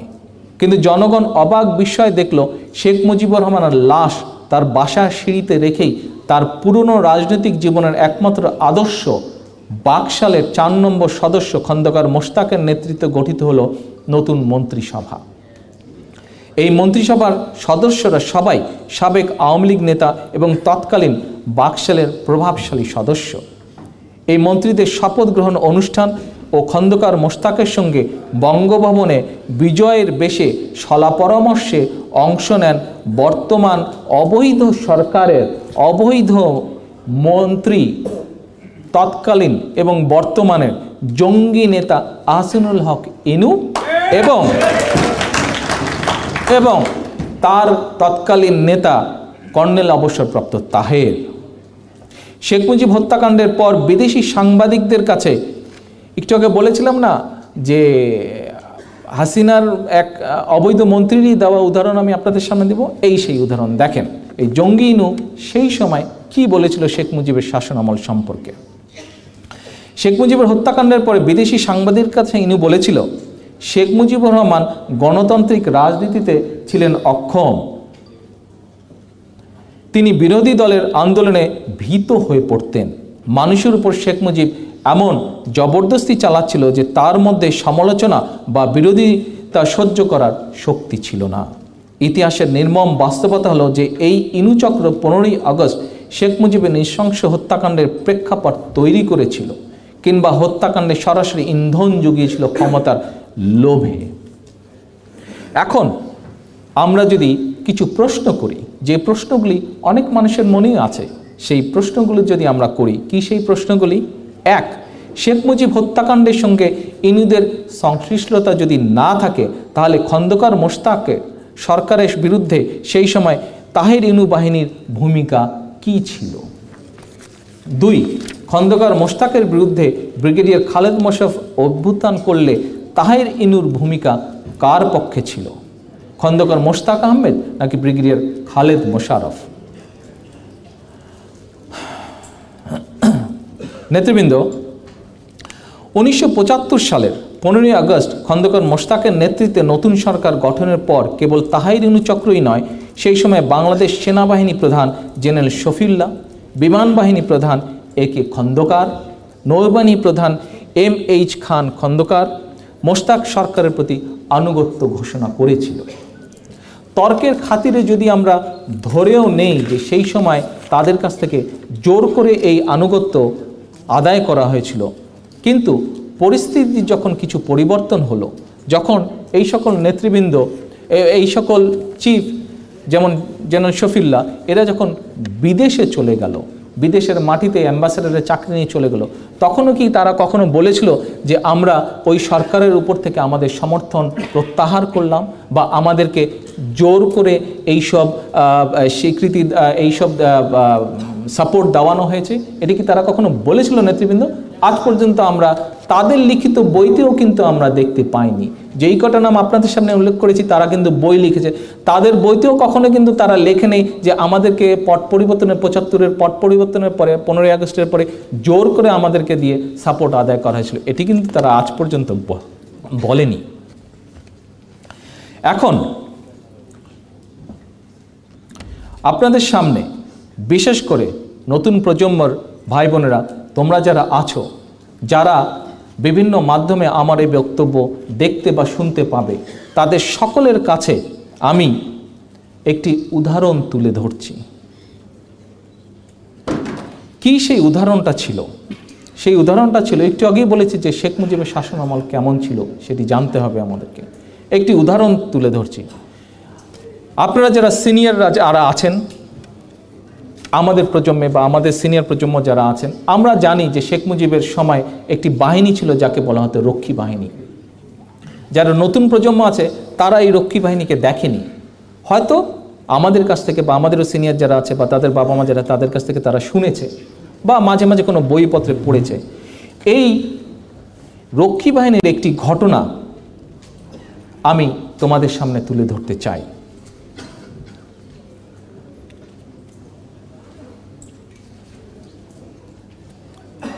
সাংবাদিক এবং গবেষক আহমেদ মুসা একটি বই লিখেছেন। বইটির নাম হচ্ছে ইতিহাসের কাঠগড়ায় আওয়ামী লীগ। এই বইতে তিনি ঘাতক রক্ষী বাহিনীর নির্যাতনের শিকার বাজিতপুরের ইকুটিয়া গ্রামের বৃদ্ধ কৃষক আব্দুল আলীর অভিজ্ঞতা বর্ণনা করেছেন। আব্দুল আলী তার বর্ণনায় বলেন, ওইখানে আমাকে ও আমার ছেলে রশিদকে হাত পা বেঁধে তারা খুব মারল। রশিদকে আমার চোখের সামনে গুলি করল। ঢলে পড়ল আমার বাপ।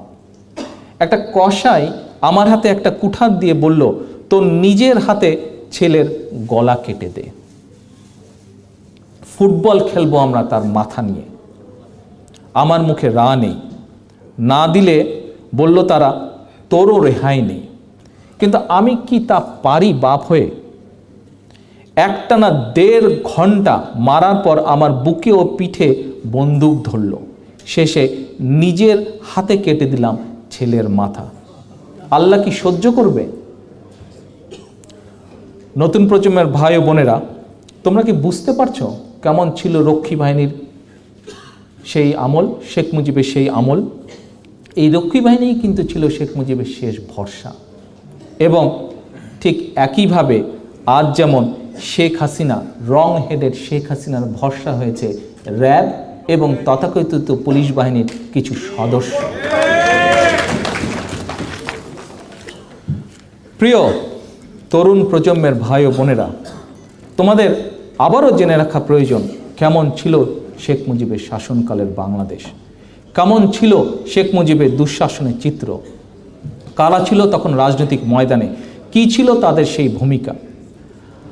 আপনারা যারা সিনিয়র নাগরিক তাদের অনেকেই জানেন, শেখ মুজিবের শাসনকালে সকল রাজনৈতিক দল নিষিদ্ধ করার আগ পর্যন্ত 1973-74 সালের দিকে বাংলাদেশের রাজনীতিতে প্রধান বিরোধী দল ছিল ভাসানী এবং Jasad, Awami party, national Awami party এবং জাসদ।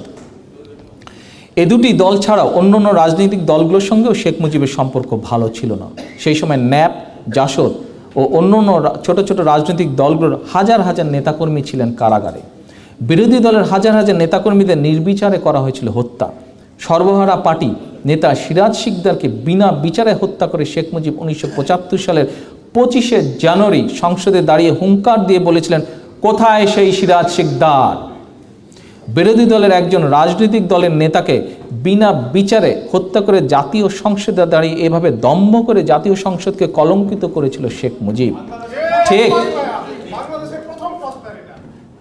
ঠিক পিতার মতন, আজকে পিতার মতন, অবৈধ প্রধানমন্ত্রী পিতার মতন আজকে শেখ হাসিনাও অবৈধ, রং হেডেড শেখ হাসিনাও অবৈধ, বাংলাদেশের বর্তমান অবৈধ প্রধানমন্ত্রী বিনা ভোটে কথিত এমপি নিয়ে দখল করে রেখেছে বর্তমান সংসদ। আসলে তখনকার চিত্র ছিল আরও ভয়ঙ্কর। জনগণকে শেখ মুজিব বিশ্বাস করতে পারেনি। ঠিক পিতার মতন তেমন শেখ হাসিনার কিন্তু আস্থা নেই জনগণের প্রতি। তাই সংসদ কিংবা সংসদ গড়তে, সরকার গড়তে তাদের কিন্তু প্রয়োজন হয় না জনসমর্থন বা জনভোটের। তবে জনগণের পক্ষে না দাঁড়ালে ইতিহাসের শাস্তি বড়ই নির্মম। এটা ঠিকই টের পেয়েছিল শেখ মুজিব। জোর খাটিয়ে কিংবা রাজাকার আখ্যা দেবার ভয় দেখিয়ে শেখ মুজিবের পক্ষে যতই মিথ্যা ইতিহাস রচনা করা হোক, প্রকৃত সত্য হচ্ছে স্বাধীন বাংলাদেশের প্রথম বিজয় দিবস শেখ মুজিব কিন্তু আনন্দের সঙ্গে উদযাপন করতে পারেনি। সেই সৌভাগ্য তার হয়নি। এটি কি আপনারা জানেন? এটিও একটা ভেরি ইন্টারেস্টিং ইনফরমেশন। যদিও এই দিনটির খুব একটা মর্যাদা এই দিনটির মর্যাদা শেখ মুজিবের কাছে খুব একটা আনন্দদায়ক হবার কথা না, কারণ তো সে তো সব মুক্তিযুদ্ধ দেখেই নেই। মুক্তিযুদ্ধে যারা কষ্ট পেয়েছে, কষ্ট করেছে, যুদ্ধ করেছে, তাদেরকে সে দেখেই নেই, জানেই না তাদের সম্পর্কে। আমার এই তথ্যগুলো আজকে তুলে ধরার বিশেষ উদ্দেশ্য হচ্ছে নতুন প্রজন্মের কাছে এই তথ্যগুলো পৌঁছে দেওয়া। নতুন প্রজন্মের জানা থাকা প্রয়োজন এই তথ্যগুলো। শেখ মুজিবের নির্যাতন ও স্বেচ্ছাচারিতায় বাংলাদেশ স্বাধীন হওয়ার পর প্রথম বিজয় দিবসে অর্থাৎ 1972 সালের 16 ডিসেম্বর সর্বহারা পার্টি আধা বেলা হরতাল ডাকতে বাধ্য হয়।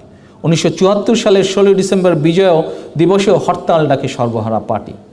এর আগে একই বছর অর্থাৎ 1974 সালের 13 অক্টোবর শেখ মুজিবের বিরুদ্ধে গণ আন্দোলনের ডাক দেয় রং হেডেড শেখ হাসিনার বিশ্বস্ত এক মন্ত্রী, জঙ্গি নেতা আহসানুল হক ইনু। এরপর 26শে নভেম্বর জাসদ দেশব্যাপী হরতালের ডাক দেয়। বর্তমান অবৈধ সরকারের অবৈধ মন্ত্রী, সেই সময়কার জঙ্গি, বর্তমানেরও জঙ্গি ইনু, তখন ছিল শেখ মুজিবের জন্য মূর্তিমান আতঙ্ক। এই জঙ্গি ইনু তার মন্ত্রণালয়ের ওয়েবসাইটে নিজের সম্পর্কে জানায় যে 1972 সালের মে মাসে শেখ মুজিব তাকে জাতীয় কৃষক লীগের প্রতিষ্ঠাতা সাধারণ সম্পাদকের দায়িত্ব দেয়। ওয়েবসাইটে ইনু আরও জানিয়েছে যে 1972 সালের 31শে অক্টোবর সে দেশের প্রথম বিরোধী দল জাসদের প্রতিষ্ঠাতা সদস্য হিসাবে ভূমিকা পালন করে। অর্থাৎ শেখ মুজিবের সঙ্গে 5 মাসও একসাথে থাকতে পারেনি এই জঙ্গি ইনু। তবে ইনু চক্রের ক্ষোভ শেখ মুজিবের উপরে এতটাই তীব্র ছিল যে শেখ মুজিবের নির্মম মৃত্যুতেও জাসদের ক্ষোভ প্রশমিত হয়নি। কিন্তু এর একটি প্রমাণ আপনাদের সামনে আমি তুলে ধরছি। বর্তমানে সে যত যাই বলুক, ইতিহাস অনেক সত্য কথা বলে দেয়। 1975 সালের 15 নভেম্বর ইনু বাহিনী একটি লিফলেট প্রকাশ করে, দেশবাসীর প্রতি আহ্বান। এই ছিল শিরোনাম সেই লিফলেটের। সত্যিকারের জনতার গণতন্ত্র প্রতিষ্ঠাকল্পে 1972 সালের অক্টোবর মাসে জাতীয় সমাজতান্ত্রিক দল জাসদ গঠন করি। 1971 সালের ডিসেম্বর মাসে মুক্তিযুদ্ধের পরপরই ভারতীয় সেনাবাহিনীর অপকর্মের বিরুদ্ধে প্রতিবাদ করতে যেয়ে এবং 1972 সালের মে মাসে শেখ মুজিবের ভারত রাশিয়া ঘেঁষা আত্মঘাতী নীতি ও কুশাসনের বিরোধিতা করায় আমাদেরকে জেল জুলুম সহ নির্যাতনের শিকার হতে হয়েছে। শেখ মুজিবের উপর প্রতিশোধের জন্য আমরা, খেয়াল করবেন, শেখ মুজিবের উপর প্রতিশোধের জন্য আমরা খুবই গোপনে অথচ তৎপরতার সাথে গড়ে তুলি সারা দেশব্যাপী মুক্তিযোদ্ধা, ছাত্র, শ্রমিক, কৃষক, প্রাক্তন সৈনিকদের সমবায় বিপ্লবী গণবাহিনী। অতি গোপনে আমরা সংগঠিত করি বাংলাদেশের প্রতিটি সেনানিবাসে সৈনিক ভাইদেরকে বিপ্লবী সৈনিক সংস্থার মাধ্যমে। এসবের খানিকটা আঁচ করতে পেরে শেখ মুজিব আমাদেরকে সহ জাসদ, বাংলাদেশ ছাত্রলীগ, জাতীয় শ্রমিক লীগ, জাতীয় কৃষক লীগের 10,000-এরও বেশি কর্মীকে কারাগারে নিক্ষেপ করে, হত্যা করে হাজার হাজার কর্মীকে। নেতৃবৃন্দ, আপনারা সাংবাদিক ভাইরা, আপনারা লক্ষ্য করেছেন ইনুরা তখন শেখ মুজিবের কার্যকলাপকে বর্ণনা করেছিল কিন্তু ফ্যাসিবাদী হিসাবে। আর এখন জীবনের শেষ বয়সে বিনা ভোটে এমপি কিংবা একটা মন্ত্রিত্বের জন্য রং-হেডেড শেখ হাসিনার কার্যকলাপ ইনুর চোখে রঙিন মনে হচ্ছে, ফ্যাসিবাদী মোটেও মনে হচ্ছে না। এই তাহির ইনু চক্রই 2009 সালের 5ই নভেম্বর দৈনিক আমাদের সময় পত্রিকায় প্রকাশিত একটি রিপোর্টে কি বলেছিল সেটা শুনেন। 1975 সালের 15ই আগস্ট রাষ্ট্রপতি শেখ মুজিবুর রহমান নিহত হওয়ার পর আহসানুল হক ইনু শাহবাগস্থ বেতার ভবনে গিয়ে অভ্যুত্থানের নায়কদের সঙ্গে সাক্ষাৎ করেছিলেন এবং রাজনৈতিক পট পরিবর্তনের প্রতি সর্বান্তকরণে সমর্থন জানিয়েছিলেন। তিনি একা যাননি, গিয়েছিলেন লেফটেন্যান্ট কর্নেল আবু তাহেরের সঙ্গে। তাহের তখন জাসদের গণবাহিনীর অধিনায়ক আর ইনু ছিলেন গণবাহিনীর পলিটিক্যাল কমিশনার। 1975 সালের 15 আগস্টের পরে এই গণবাহিনীর পক্ষ থেকে একটি লিফলেট প্রচার করা হয়।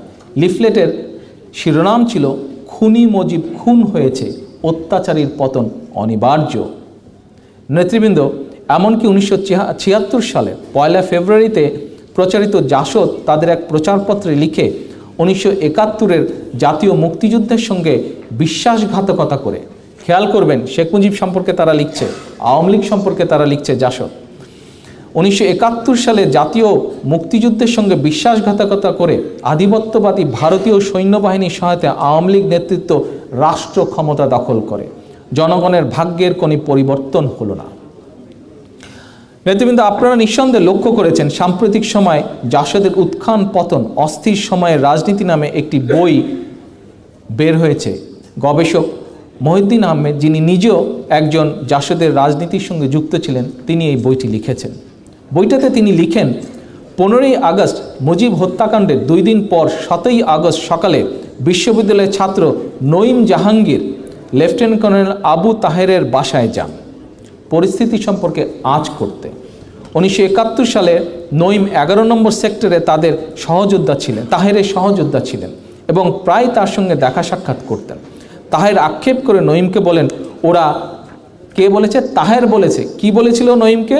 ওরা বড় রকমের একটা ভুল করেছে, শেখ মুজিবকে কবর দিতে অ্যালাউ করা ঠিক হয়নি, এখন তো সেখানে মাজার হবে, উচিত ছিল লাশটা বঙ্গোপসাগরে ফেলে দেওয়া। তাহের সম্পর্কে জাসদের উত্থান পতন অস্থির সময় রাজনীতি বইটিতে গবেষক মহিউদ্দিন আহমেদ আরও লিখেন, 1975 সালের 15ই আগস্ট লেফটেন্যান্ট কর্নেল আবু তাহেরের তৎকালীন আবু তাহের তৎকালীন মেজর রশিদের অনুরোধে সকাল 9টায় বেতার কেন্দ্রে যান। সেখানে তিনি খন্দকার মোশতাক, তাহেরউদ্দিন ঠাকুর, মেজর ডালিম ও মেজর জেনারেল খলিলুর রহমানকে দেখতে পান। তার অর্থাৎ তাহেরের পরামর্শে ডালিমরা সশস্ত্র বাহিনীর 3 প্রধানকে বেতার ভবনে নিয়ে আসেন অভ্যুত্থানকারীদের পক্ষে বিবৃতি দেওয়ার জন্য। তিনি খন্দকার মোশতাককে 5টি প্রস্তাব দেন, অর্থাৎ তাহের, কর্নেল তাহের, জঙ্গি ইনুজে তার নেতা। কি সেই প্রস্তাবগুলো ছিল? 1. অবিলম্বে সংবিধান বাতিল করতে হবে। 2. সারা দেশে সামরিক আইন জারি এবং এর প্রয়োগ করতে হবে। 3. দলমত নির্বিশেষে সব রাজনৈতিক বন্দীকে মুক্তি দিতে হবে। 4. বাকশালকে বাদ দিয়ে একটি সর্বদলীয় জাতীয় সরকার গঠন করতে হবে। 5. অবিলম্বে একটি গণপরিষদ তথা পার্লামেন্টের জন্য সাধারণ নির্বাচনের ব্যবস্থা করতে হবে। শুধু তাহের চক্রই নয়, বর্তমান অবৈধ সরকারের আরেক অবৈধ মন্ত্রী বলেন তো কে? ইয়েস, ইন্টেলিজেন্ট নেতৃবৃন্দ আমার। 1975 সালে শেখ মুজিব হত্যাকাণ্ডের সময় তিনি ছিলেন ইউপিপির যুগ্ম সাধারণ সম্পাদক। শেখ মুজিবের মৃত্যুর পর 1975 সালের 29শে আগস্ট মেননের দল ইউপিপি এক বিবৃতিতে কিছু কথা বলে। কি সেই কথাগুলো? আসেন এবার আমরা শুনি। সামরিক অভ্যুত্থানে, খেয়াল করবেন কথাগুলো, কিন্তু ওয়ার্ডিংগুলো নেতৃবৃন্দ খেয়াল করবেন। অবশ্যই সাংবাদিক ভাইদের প্রতি একই অনুরোধ থাকলো আমার। সামরিক অভ্যুত্থানে শেখ মুজিবের মৃত্যুর মধ্য দিয়ে গত 3.5 বছরের ঘৃণ্য ও গণধিকৃত মুজিব রাজত্বের অবসান হয়েছে। লুট, দুর্নীতি, দুর্ভিক্ষ, অনাহার, চোরাচালান, পারমিটবাজি, স্বৈরাচার, পারিবারিক রাজতন্ত্র, জাতীয় স্বাধীনতা, সার্বভৌমত্বের প্রতি বিশ্বাসঘাতকতা ও অবমাননায়, এই শব্দগুলো সব কিন্তু মেনন সাহেবের দলের, তৎকালীন সেই সময়কার দলের। অবমাননায় বিক্ষিপ্ত জনগণ প্রতি মুহূর্তে মুজিবের পতন কামনা করেছে। পরম ধৈর্য ও সাহসিকতা নিয়ে সুসংগঠিত হয়েছে মুজিবি শাসন ব্যবস্থাকে চিরতর কবর দেওয়ার জন্য। মুজিবের অপসারণে জনগণ উল্লেসিত, মেনন সাহেবের শব্দ। তার মৃত্যু কারো মনে সামান্যতম বেদনা বা দুঃখ জাগাতে পারে না, মেনন সাহেবের শব্দ। এদেশের মানুষের দীর্ঘদিনের সংগ্রামের ইতিহাস জাতীয় স্বাধীনতা, সার্বভৌমত্ব, গণতন্ত্র ও অর্থনৈতিক মুক্তি অর্জনের লড়াইয়ের ইতিহাস। শেখ মুজিব ও তার সহচররা জনগণের সেই লড়াইয়ের সঙ্গে বিশ্বাসঘাতকতা করেছে, এটাও মেনন সাহেবের শব্দ। গণতন্ত্রকে হত্যা করে কায়েম করেছে স্বৈরাচার ও পারিবারিক শাসন। মুজিব তার সিংহাসন থেকে হুকুম করেছে নির্বিচারে জনগণ ও গণতান্ত্রিক কর্মীদের হত্যা, গ্রেফতার, এমনকি সপরিবারে ধ্বংস করার জন্য। জেলে আটক হাজার হাজার রাজবন্দী, বিভিন্ন অঞ্চলে আবিষ্কৃত গণকবর এর প্রমাণ। উপস্থিত আমার প্রিয় নেতৃবৃন্দ, উপস্থিত সাংবাদিক ভাইরা, নতুন প্রজন্মের উপস্থিত ভাই বোনেরা, আপনারা সকলে যদি এই কপিটি দেখতে চান, এই বিবৃতি যদি নিজের চোখে দেখতে চান, পড়তে চান, তাহলে 1987 সালের প্রকাশিত সাংবাদিক কলমিস্ট শাহ আহমেদ রেজার 21 দফা থেকে 5 দফা বইয়ে এটি আপনারা দেখতে পাবেন। এসব ঘটনায় প্রমাণিত হয় শেখ মুজিব হত্যার দায় তৎকালীন জঙ্গি নেতা ইনু কিংবা মেননরা এড়াতে কিন্তু পারে না। বর্তমানে শেখ হাসিনার যে কোনো উপায় ক্ষমতা থাকার লিপ্সার সুযোগ নিয়ে শেখ মুজিব হত্যাকাণ্ডের প্রত্যক্ষ কিংবা পরোক্ষ সহযোগী কিংবা প্রকাশ্য সমর্থক এই চক্রটি এখন অবৈধভাবে জনগণের কাঁধে চেপে বসেছে। 75-এর পরাজিত এই অপশক্তি এখন নিজেদের দোষ ঢাকতে তাদের অপপ্রচারের টার্গেট বানিয়েছে বিএনপির প্রতিষ্ঠাতা, বাংলাদেশের প্রথম রাষ্ট্রপতি এবং স্বাধীনতার ঘোষক শহীদ জিয়াউর রহমানকে। আমাদের খুব সচেতনভাবে মনে রাখা প্রয়োজন, 1975 সালের আওয়ামী লীগ, বাকশাল এবং তাহের ইনু জাসদ তথা গণবাহিনী জনগণের চোখে অপশক্তি হিসাবে চিহ্নিত হয়েছিল।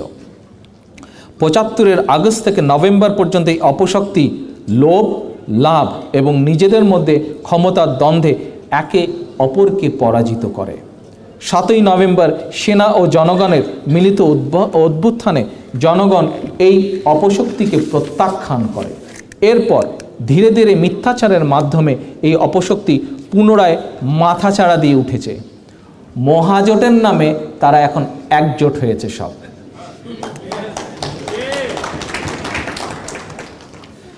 প্রিয় নেতৃবৃন্দ, তাই এই খুনি অপশক্তির সর্বগ্রাসী মিথ্যাচারের বিপরীতে আমাদেরকে ইতিহাসের প্রকৃত সত্যগুলোর প্রতি সচেতন দৃষ্টি রাখা অত্যন্ত প্রয়োজন। আপনাদের অনেকেই হয়তো জানেন বা জানা আছে, বাকশাল নেতা খন্দকার মোশতাক আহমেদ সরকার গঠন করে ক্ষমতায় ছিলেন 83 দিন, 83 days। এরই মধ্যে বাকশালীদের মধ্যে পুনরায় চলতে থাকে ক্ষমতার দ্বন্দ্ব। নভেম্বর মাসের প্রথম সপ্তাহে পরিস্থিতি সবার নিয়ন্ত্রণের বাইরে চলে যায়। 2রা নভেম্বর দিবাগত রাতেই ক্যান্টনমেন্টে বন্দী করা হয় তৎকালীন সেনাপ্রধান মেজর জেনারেল জিয়াউর রহমানকে। তার কাছ থেকে জোরপূর্বক পদত্যাগপত্র আদায় করে 4ঠা নভেম্বর ব্রিগেডিয়ার মোশাররফ নিজেই নিজেকে সেনাপ্রধান হিসাবে ঘোষণা করেন। ব্রিগেডিয়ার খালেদ মোশাররফের ভাই আওয়ামী লীগ নেতা রাশেদ মোশাররফ এবং তার মায়ের নেতৃত্বে 3রা নভেম্বর অভ্যুত্থানের সমর্থনে ঢাকায় মিছিল বের হয়। এতে নিন্দিত আওয়ামী বাকশালী চক্র আবার ক্ষমতায় আসছে এমন খবরে বিক্ষিপ্ত হয়ে ওঠে জনগণ। তৎকালীন জাসদ তীব্র প্রতিক্রিয়া দেখায়। ক্যান্টনমেন্টে শুরু হয় অস্থিরতা। খন্দকার মোশতাকের সঙ্গে সলা পরামর্শক্রমে জেনারেল ওসমানীর মধ্যস্থতায় 15ই আগস্টের অভ্যুত্থানের সাথে জড়িতদের বিদেশে পাঠিয়ে দেওয়ার সুযোগ করে দেন ব্রিগেডিয়ার খালেদ মোশাররফ। এরই মধ্যে জেলখানায় নির্মমভাবে হত্যা করা হয় 4 জন সিনিয়র আওয়ামী লীগ নেতাকে। 5ই নভেম্বর পদত্যাগ করেন খন্দকার মোশতাক। 6ই নভেম্বর রাষ্ট্রপতি এবং প্রধান সামরিক আইন প্রশাসক হিসেবে শপথ গ্রহণ করেন শেখ মুজিব নিযুক্ত বাংলাদেশের প্রথম বিচারপতি জনাব আবু সায়েম। এদিকে 6ই নভেম্বর দিবাগত রাতে অর্থাৎ 7ই নভেম্বর জিয়াউর রহমান বন্দিদশা থেকে মুক্ত হন। সাংবাদিক গবেষক অ্যান্থনি মাস্কারাস তার বাংলাদেশ লিগেসি অফ ব্লাড বইয়ে জিয়াউর রহমানের বন্দিদশা থেকে মুক্ত করার মুহূর্তটি বর্ণনা দেন এভাবে: 7ই নভেম্বর ভোরের দিকে জওয়ানরা ব্যারাক থেকে বেরিয়ে পড়ল। সারা ঢাকা শহরে এই সিপাই বিপ্লব দ্রুত ছড়িয়ে পড়ল। এর আগে রাত 1টার মধ্যে সিপাহীরা পুরো ক্যান্টনমেন্ট দখল করে নিল। একদল জওয়ান গেল জিয়ার বাসভবনে। 4 দিন বন্দি থাকার পরে মুক্তি পেলেন জেনারেল জিয়া। নৈশ পোশাক পরা অবস্থাতেই জিয়াকে উল্লেখিত জওয়ানরা কাঁধে করে নিয়ে গেল 2nd ফিল্ড আর্টিলারি হেডকোয়ার্টারে। ঘটনার আকস্মিকতায় তখন বিহ্বল হয়ে পড়েন জিয়া। নাম না জানা অনেক জওয়ানের সঙ্গে আলিঙ্গন ও করমর্দন করেন তিনি। অ্যান্থনি মাস্কারাস আরও লিখেন, রেডিওতে ক্রমাগত সিপাহী জনতার বিপ্লবের ঘোষণা এবং জেনারেল জিয়ার ক্ষমতা গ্রহণের খবর শুনে হাজার হাজার মানুষ স্রোতের মতন রাস্তায় নেমে এলো। 3 দিন ধরে তারা বিশ্বাস করেছিল, খেয়াল করবেন শব্দ চয়নগুলো খেয়াল করবেন দয়া করে। 3 দিন ধরে তারা বিশ্বাস করেছিল ভারত খালেদ মোশাররফের মাধ্যমে তাদের কষ্টে অর্জিত স্বাধীনতাকে বিপন্ন করেছে। এখন সেই দুঃস্বপ্ন কেটে গেছে। সর্বত্র জওয়ান এবং সাধারণ মানুষ খুশিতে একে অপরের সঙ্গে কোলাকুলি করলো, রাস্তায় নামলো, সারা রাত তারা স্লোগান দিল, আল্লাহু আকবার, বাংলাদেশ জিন্দাবাদ, সিপাই বিপ্লব জিন্দাবাদ। অবস্থা দেখে মনে হচ্ছিল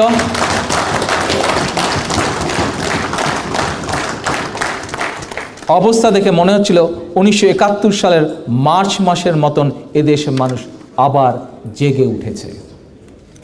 প্রিয় নেতৃবৃন্দ, 1975 সালের 7ই নভেম্বর জিয়াউর রহমানের মেধা ও বিচক্ষণতায় বাংলাদেশ এক অরাজক ও বিশৃঙ্খলা থেকে রক্ষা পেয়েছিল। সুসংহত হয়েছিল জাতীয় ঐক্য, সেনাবাহিনীতে ফিরে এসেছিল শৃঙ্খলা এবং সর্বোপরি জাসদ তথা তাহের ইনু কথিত গণবাহিনীর হটকারী রাজনীতি পরাস্ত হয়েছিল। সেনাবাহিনীতে বিশৃঙ্খলা সৃষ্টির অভিযোগে গণবাহিনী প্রধান লেফটেন্যান্ট কর্নেল তাহেরের বিচার করা হয়েছিল সামরিক আদালতে যথা নিয়মে বিদ্যমান আইনে। এই বিষয়টি নিয়ে এখন যারা বিভ্রান্তি সৃষ্টি করতে চায় তারা জনগণের কাছে প্রখ্যাত সেই অপশক্তি। ইতিহাস সাক্ষ্য দেয় জাসদের হটকারী রাজনীতির নির্মম শিকার হয়েছিলেন শেখ মুজিব। স্বাধীনতা উত্তর বাংলাদেশের হাজারো তরুণ খালেদ মোশাররফ সহ আর অনেক সেনা কর্মকর্তা ও তাদের পরিবার। এই চক্রটি 7ই নভেম্বর জনপ্রিয় সেনাপ্রধান জিয়াউর রহমানের কাঁধে ভর করে নিজেদের স্বার্থ হাসিল করতে চেয়েছিল। জিয়াউর রহমানের জনপ্রিয়তাকে পুঁজি করে নিজেদের রাজনৈতিক লক্ষ্য হাসিল করতে চেয়েছিল। কিন্তু অসম সাহসী, বিচক্ষণ ও দেশপ্রেমিক জিয়াউর রহমান ইনু তাহের চক্রের জঙ্গি ইনু তাহের চক্রের পাতা ফাঁদে পা দেননি। এই কারণেই এই চক্রটির ক্ষোভ শহীদ জিয়ার উপরে। জিয়াউর রহমান তার জনপ্রিয়তা দিয়ে সেনাবাহিনীতে হানাহানি বন্ধে কার্যকর ভূমিকা রেখেছিলেন। মার্কিন রাষ্ট্রবিজ্ঞানী ও ইতিহাস গবেষক ডক্টর ফ্রান্ডা তার বাংলাদেশ দ্য ফার্স্ট ডিকেড বইতে লিখেছেন, it was Zia himself who save the army from an impending doom. অপরদিকে ইনু বাহিনী বিশৃঙ্খলা সৃষ্টি করে খালেদ মোশাররফকে পরাস্ত করে পরিস্থিতির উপর নিজেদের নিয়ন্ত্রণের প্রতিষ্ঠার চেষ্টা চালায়। নেতৃবৃন্দ, আমরা এতক্ষণে জেনেছি এবং দেখেছি এবং শুনেছি তাহের ইনু চক্র সিপাহী জনতা ভাই ভাই অফিসারদের কল্লা চাই ইত্যাদি উস্কানিমূলক স্লোগান দিয়ে সেনাবাহিনীতে সেই সময় বিশৃঙ্খলার অপচেষ্টা চালিয়েছিল। এ প্রসঙ্গে আবারও আন্তর্জাতিক খ্যাতিসম্পন্ন সাংবাদিক অ্যান্থনি মার্কানাস তার বাংলাদেশ এ লিগেসি অফ ব্লাড বইতে লেখেন, 1975 সালে 5 ও 6 নভেম্বর ক্যান্টনমেন্ট সহ সারা শহরে ছড়িয়ে পড়ল হাজার হাজার প্রচারপত্র। এই কাজগুলো করলো, খেয়াল করে যাবেন লাইনগুলো, কাজগুলো করলো জাসদ, বামপন্থী জাসদ। এ সময় রাজনৈতিক দল জাসদ ছিল নিষিদ্ধ। তারা কাজ করছিল বিপ্লবী সৈনিক সংস্থা এবং বিপ্লবী গণবাহিনীর নামে। একটি ব্যাপারে ডান ও বাম উভয় রাজনৈতিক দলই একমত ছিল, আর তা হচ্ছে খালেদ মোশাররফ একজন বিশ্বাসঘাতক ভারতের দালাল এবং সে ঘৃণিত বাকশাল ও মুজিববাদীদের ফিরিয়ে আনতে চাচ্ছে। এটি অ্যান্থনি মার্কাস তার বইতে লিখেছেন। এই অবস্থাতেই 7ই নভেম্বর জিয়াউর রহমানের ভূমিকায় ক্যান্টনমেন্টের গোলমেলে পরিস্থিতি দ্রুত শান্ত হয়ে আসতে থাকলেও তাহের ইনু চক্র কথিত বিপ্লবী সৈনিক সংস্থার নাম দিয়ে ক্যান্টনমেন্টে সেনা অফিসার ও তাদের পরিবারদের সদস্যদের হত্যায় মেতে ওঠে। তারা বেশ কয়েকজন সেনা কর্মকর্তা ও তাদের পরিবারের সদস্যদেরকে নির্মমভাবে হত্যা করেন। পরিস্থিতি নিয়ে তৎকালীন সরকার তাহের সহ সন্ত্রাসী কাজে লিপ্ত ব্যক্তিদের গ্রেফতার করে। সেনাবাহিনীতে বিশৃঙ্খলা সৃষ্টির অভিযোগে তাদের বিচার হয়। সেনাবাহিনীতে বিশৃঙ্খলা কোনো দলীয় রাজনীতির স্বার্থে নয়, বরং দেশের স্বাধীনতা ও সার্বভৌম স্বার্থে কঠোর হস্তে দমন করা হয়। সুধীবৃন্দ, এবার আরেকটি গুরুত্বপূর্ণ বিষয়ের দিকে আপনাদের দৃষ্টি আকর্ষণ করতে চাই। আপনাদের অনেকেই হয়তো শুনেছেন, কেউ কেউ দাবি করেন অবসরপ্রাপ্ত লেফটেন্যান্ট কর্নেল তাহের নাকি 7ই নভেম্বর জিয়াউর রহমানকে ক্যান্টনমেন্টের বন্দিদশা থেকে মুক্ত করেছিলেন। আমার পিতা বাংলাদেশের প্রথম প্রেসিডেন্ট ও স্বাধীনতার ঘোষককে বন্দিদশা থেকে কেউ যদি উদ্ধারে ভূমিকা রেখে থাকেন অথবা কোনো বিপদে যদি তাকে সাহায্য করে থাকেন, সন্তান হিসাবে অবশ্যই আমি তার প্রতি কৃতজ্ঞ।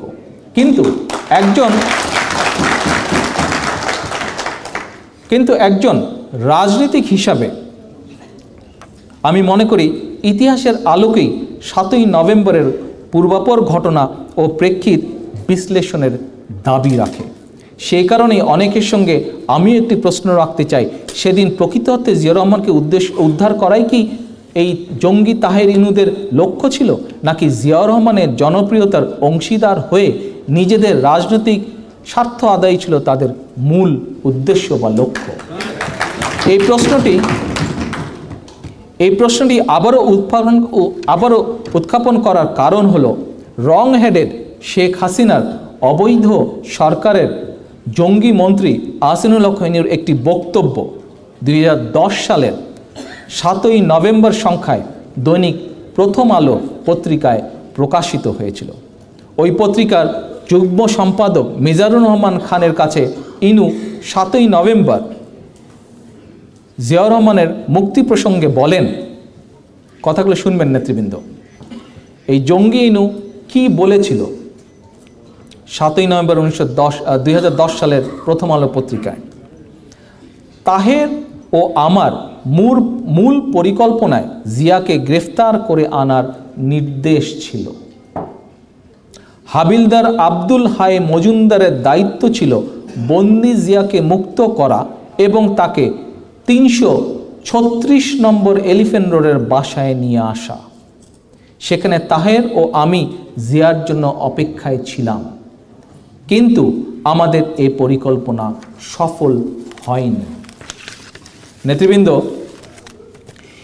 ইনুর এই বক্তব্যটা কিন্তু হালকা করে নেবার কোনো অবকাশ নেই। একটি রাষ্ট্রের সেনাবাহিনীর সম্মান, মর্যাদা, নিয়মানুবর্তিতা এবং চেইন অফ কমান্ড রক্ষার স্বার্থে ইনুর এই বক্তব্যকে গুরুত্বের সঙ্গে আমলে নেওয়া প্রয়োজন, কারণ তার এই ঔদ্ধত্যপূর্ণ বক্তব্যে কয়েকটি প্রশ্নের জন্ম দেয়। একজন সামরিক কর্মকর্তাকে কোন বৈধ ও আইনানুগ কর্তৃপক্ষ ছাড়া এভাবে কেউ গ্রেফতারের আদেশ দিতে পারে কি না? 2, কোন ক্ষমতা বলে জঙ্গি ইনু একজন সামরিক কর্মকর্তাকে ক্যান্টনমেন্ট থেকে গ্রেফতারের আদেশ দিতে ঔদ্ধত্য দেখিয়েছিল? 3, এটা কি প্রমাণিত হয় না যে জঙ্গি ইনু এবং তাহের সেনাবাহিনীতে বিশৃঙ্খলা সৃষ্টির অপপ্রয়াস চালিয়েছিল? এটি কি প্রমাণ হয়? আমি ব্যক্তিগতভাবে নেতৃবৃন্দ মনে করি অপরাধ কখনো তামাদি হয় না। এর জন্য অবশ্যই জঙ্গি ইনুকে ভবিষ্যতে জবাব দিতে হবে।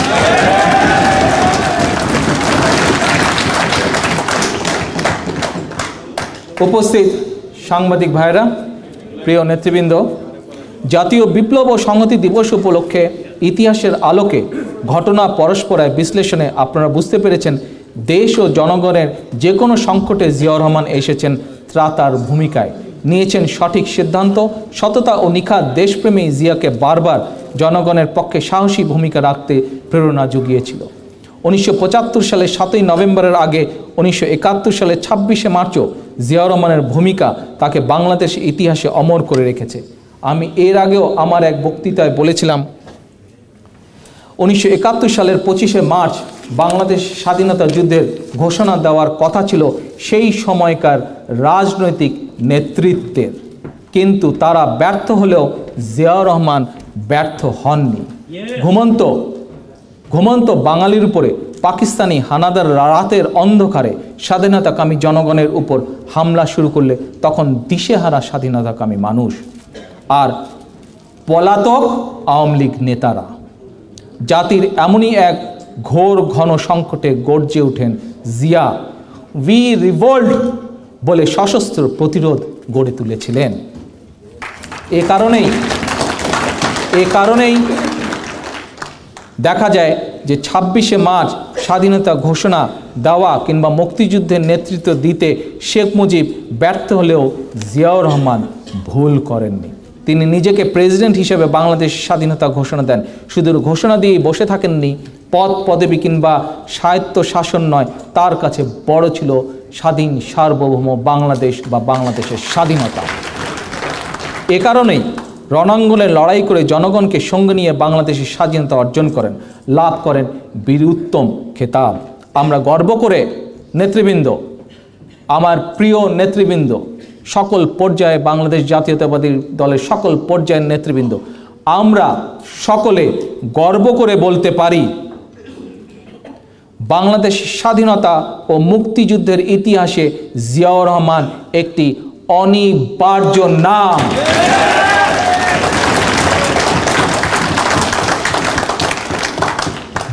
জিয়াউর রহমান জনগণের শ্রদ্ধা ও ভালোবাসায় ধন্য এক অবিস্মরণীয় নাম। জিয়াউর রহমান বাংলাদেশের মুক্তিযুদ্ধের সংগঠক, অন্যতম সংগঠক এবং আহ্বানকারী। বাংলাদেশ স্বাধীনতা ঘোষণা দিয়েছেন রাষ্ট্রপতি হিসেবে। বাংলাদেশের স্বাধীনতা ঘোষণা দিয়ে স্বাধীন বাংলাদেশের প্রতিষ্ঠাতা রাষ্ট্রপতি হওয়ার গৌরব অর্জন করেছেন। স্বাধীন রাষ্ট্র প্রতিষ্ঠায় অস্ত্র হাতে যুদ্ধ করেছেন। স্বাধীন রাষ্ট্রের সেনাবাহিনী প্রধান হিসেবে দায়িত্ব পালন করেছেন। সেনাবাহিনীকে সন্ত্রাসী রক্ষী বাহিনীর প্রভাবমুক্ত একটি সুশৃঙ্খল ও পেশাদার বাহিনী হিসাবে গড়ে তুলেছেন। একজন সামরিক কর্মকর্তা হয়েও সময়ের প্রয়োজনে রাজনীতিতে এসে বাংলাদেশে বহুদলীয় গণতন্ত্র প্রতিষ্ঠা করেছিলেন। শেখ মুজিবের নেতৃত্বে অন্ধকারে পতিত বাংলাদেশকে আলোর পথে এনেছিলেন। বাংলাদেশের প্রথম নির্বাচিত রাষ্ট্রপতি হওয়ার গৌরব অর্জন করেছেন। বাংলাদেশে এ যাবৎকালের সবচেয়ে জনপ্রিয় রাজনৈতিক দল এবং বাংলাদেশ জাতীয়তাবাদী দল বিএনপির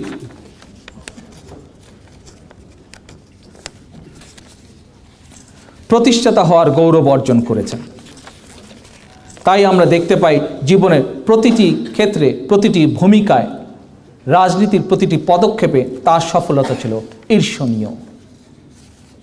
প্রিয় নেতৃবৃন্দ, আজকের এই জাতীয় বিপ্লব ও সংহতি দিবসের আমার যে বক্তব্য আপনাদের সামনে উপস্থাপন করার পরিকল্পনা আমি করেছিলাম, সেই বক্তব্যের প্রায় শেষ পর্যায়ে চলে এসেছি। শহীদ জিয়া সম্পর্কে, তৎকালীন পরিস্থিতি সম্পর্কে, 15ই আগস্ট কেন ঘটল, 7ই নভেম্বর কেন ঘটল, কিভাবে ঘটল, এই সকল প্রেক্ষাপটগুলোকে সংক্ষেপে সত্য ইতিহাসের আলোকে, ঐতিহাসিক দলিলের ভিত্তিতে যে সকল কথাগুলো এখনও টিকে আছে, বেঁচে আছে, সেই কথাগুলোকে আপনাদের সামনে তুলে ধরা যে পরিকল্পনা আমি নিয়েছিলাম, সেই পরিকল্পনার মাধ্যমে আজকে আপনাদের সামনে আমি তুলে ধরলাম। এখন আজকের এই অনুষ্ঠানের বক্তব্যের শেষ পর্যায়ে এসে আমি একটি ভিন্ন প্রেক্ষাপটের উপরে সংক্ষেপে আমার বক্তব্য আপনাদের সামনে উপস্থাপন করতে চাই। আমার বিশ্বাস আপনাদের কিছুটা হলেও এখনও ধৈর্য আছে, পুরোপুরি ধৈর্য নিশ্চয়ই আমি ঘটাইনি। এখন নেতৃবৃন্দ, 7ই নভেম্বর থেকে 1975-এর 7ই নভেম্বর থেকে আসুন আমরা 2014 সালের 1 নভেম্বরে একটু আসি। নভেম্বর মাস ঠিকই আছে, সালটা চেঞ্জ হলো আর তারিখটা একটু চেঞ্জ হলো। 1 নভেম্বর আমরা বিবিসি বলেন, CNN বলেন, সকল আন্তর্জাতিক যে সংবাদ মাধ্যমগুলো আছে, কি দেখলাম আমরা? দেখলাম যে একটা নিউজ আসলো বাংলাদেশ সম্পর্কে। কি নিউজ আসলো? নিউজটা আসলো যে সারা বাংলাদেশ, আমাদের যে 56,155 বর্গমাইল, এই বর্গমাইলের প্রত্যেকটি জায়গা, প্রতিটি ইঞ্চি অন্ধকারে নিমজ্জিত। 1 নভেম্বর আমরা দেখলাম অন্ধকারে নিমজ্জিত 12 ঘন্টা, 24 ঘন্টা এবং ক্ষেত্র বিশেষে কোনো কোনো এলাকায় 48 ঘন্টার উপরেও আমরা দেখলাম বিদ্যুৎ নেই, অন্ধকারচ্ছন্ন বাংলাদেশ। কথায় কথায় আমরা শুনে আসছি গত কিছুদিন যাবত যে কি তারা বলে 10,000 মেগাওয়াট এই অবৈধ সরকার, এই রং হেডের হাসিনা, এরা বলে তার সরকার বলে, অবৈধ সরকার বলে 10,000 মেগাওয়াট বিদ্যুৎ বলে উৎপাদন করছে বর্তমানে বাংলাদেশে। বিএনপি বলে বিদ্যুতের বলে কোনো কাজই করে নাই। তো এখন হাসিনা 10,000 মেগাওয়াট উৎপাদন করছে, এই কথাটা প্রায় তারা বলে না? এই মিথ্যা কথাটা মানে প্রতারকের মতন, একজন প্রতারক যেভাবে মিথ্যে কথা বলে, প্রতারণা করে মানুষের সামনে, সেভাবে হাসিনা এই 10,000 মেগাওয়াটের কথা বলে কিভাবে 16-17 কোটি মানুষের সাথে দিনের পর দিন প্রতারণা করছে। আসেন আমরা সেই প্রতারণার কিছু নমুনা দেখে নিই। এখন হাসিনার কথাই বা অবৈধ হাসিনা সরকারের লোকজনের কথা যদি আমরা রেফারেন্স হিসাবে দিই, তাহলে আমরা কি দেখব? সেই দিন তার এই অবৈধ সরকারের অবৈধ বিদ্যুৎ মন্ত্রী কি বলল যে সেদিন 1 নভেম্বর দেশে বিদ্যুৎ উৎপাদন হচ্ছিল 5,000 মেগাওয়াট। দেখেন, এক লাফে 50% নাই, বলল 10,000। সেই কি হাতির ঝিলে কিছুদিন আগে দেখলাম কত অনুষ্ঠান করলো, তারাবাতি জ্বললো, কী সব জ্বললো, রংধনু জ্বললো, অনেক কিছু জ্বললো। তারা বলল তারা 10,000 মেগাওয়াট উৎপাদন করছে। এই অবৈধ সরকারের অবৈধ মন্ত্রী, রঙের হাসিনার অবৈধ মন্ত্রী কি বলল? 1 নভেম্বর তারা বিদ্যুৎ উৎপাদন করেছে 5,000 মেগাওয়াট। আমদানিকৃত বিদ্যুতের পরিমাণ ছিল 500 মেগাওয়াট। আচ্ছা, এখন আমরা যদি তাদের কথাগুলো ধরে নিই যে আমদানি করা বিদ্যুৎ 500 মেগাওয়াট লাইনে হঠাৎ ওভার ভোল্টেজ থেকে ওই লাইনে যাওয়াতে লাইনে ব্রেকার ট্রিপ করে যায়, অর্থাৎ লাইনটা বন্ধ হয়ে যায়, ফলে 500 মেগাওয়াটের ঘাটতি দেখা হয়। তো এখন যদি 10,000 হয় 500, তো তারা তো 9,500 থাকার কথা। আচ্ছা, এখন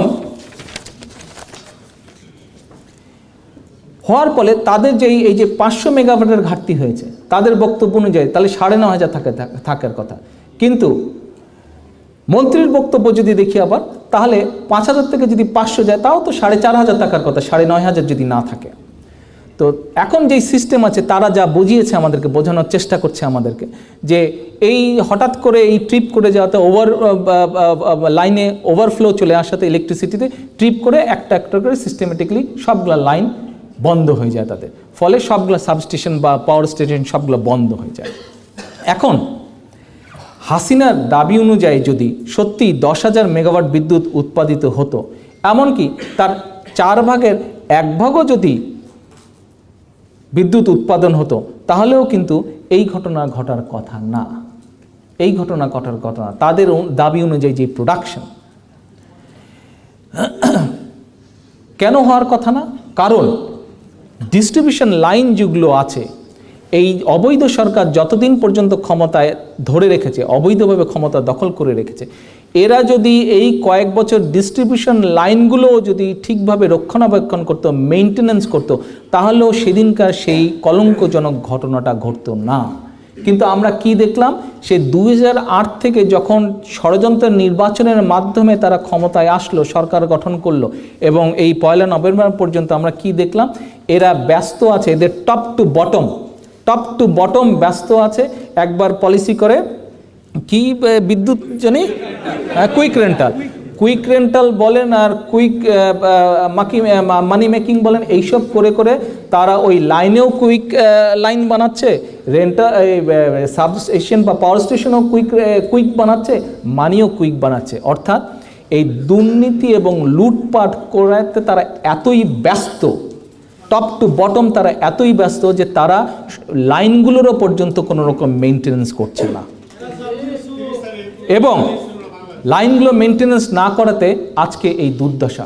কোনো এক জায়গায় সমস্যা হওয়ার সাথে সাথে স্বাভাবিকভাবে ইলেকট্রিসিটির কিছু সিস্টেম থাকে, নিয়ম থাকে, ইলেকট্রিক্যাল সিস্টেম থাকে, যে ট্রিপ করে যাওয়াতে সারা দেশের মানুষ অন্ধকারে চলে যাচ্ছে। তাতে ক্ষতিগ্রস্ত হচ্ছে কারা? ক্ষতিগ্রস্ত হচ্ছে দেশের মানুষ। কারণ এই যে চোর বাটপাট যেগুলো আছে, এদের তো জেনারেটর আছে, এরা তো জেনারেটর চালিয়ে নিজেদের এসি ফ্যান সব চালাচ্ছে, কিন্তু ক্ষতিগ্রস্ত হচ্ছে তো বাংলাদেশের সাধারণ মানুষরা। এখন 2009 সালে এরা যখন ষড়যন্ত্রের মাধ্যমে ক্ষমতায় আসলো, ক্ষমতায় এসে কিভাবে মানুষকে ভাওতা দেওয়ার পলিসি গ্রহণ করলো, এবং কিভাবে মানুষকে ভাওতা দিয়ে তারা এই বিদ্যুতের একটা খেল দেখালো। তারা প্রথমে ঘোষণা করলো, যখন বিদ্যুৎ সমস্যা কিছুটা হচ্ছে, তখন তারা ঘোষণা করলো যে তারা 49টা কুইক রেন্টাল বিদ্যুৎ কেন্দ্র স্থাপন করবে, এই পরিকল্পনা তারা গ্রহণ করলো। কিন্তু আমরা কি দেখলাম, কয়েকদিন পরে আমরা দেখলাম যে এই কি আমার লোক, আপনি আমার লোক, হ্যাঁ এইভাবে টেন্ডার করেছে, এই আমার লোক, ও আমার লোক, ও আমার লোক, এইভাবে দেখে যত অদক্ষ এবং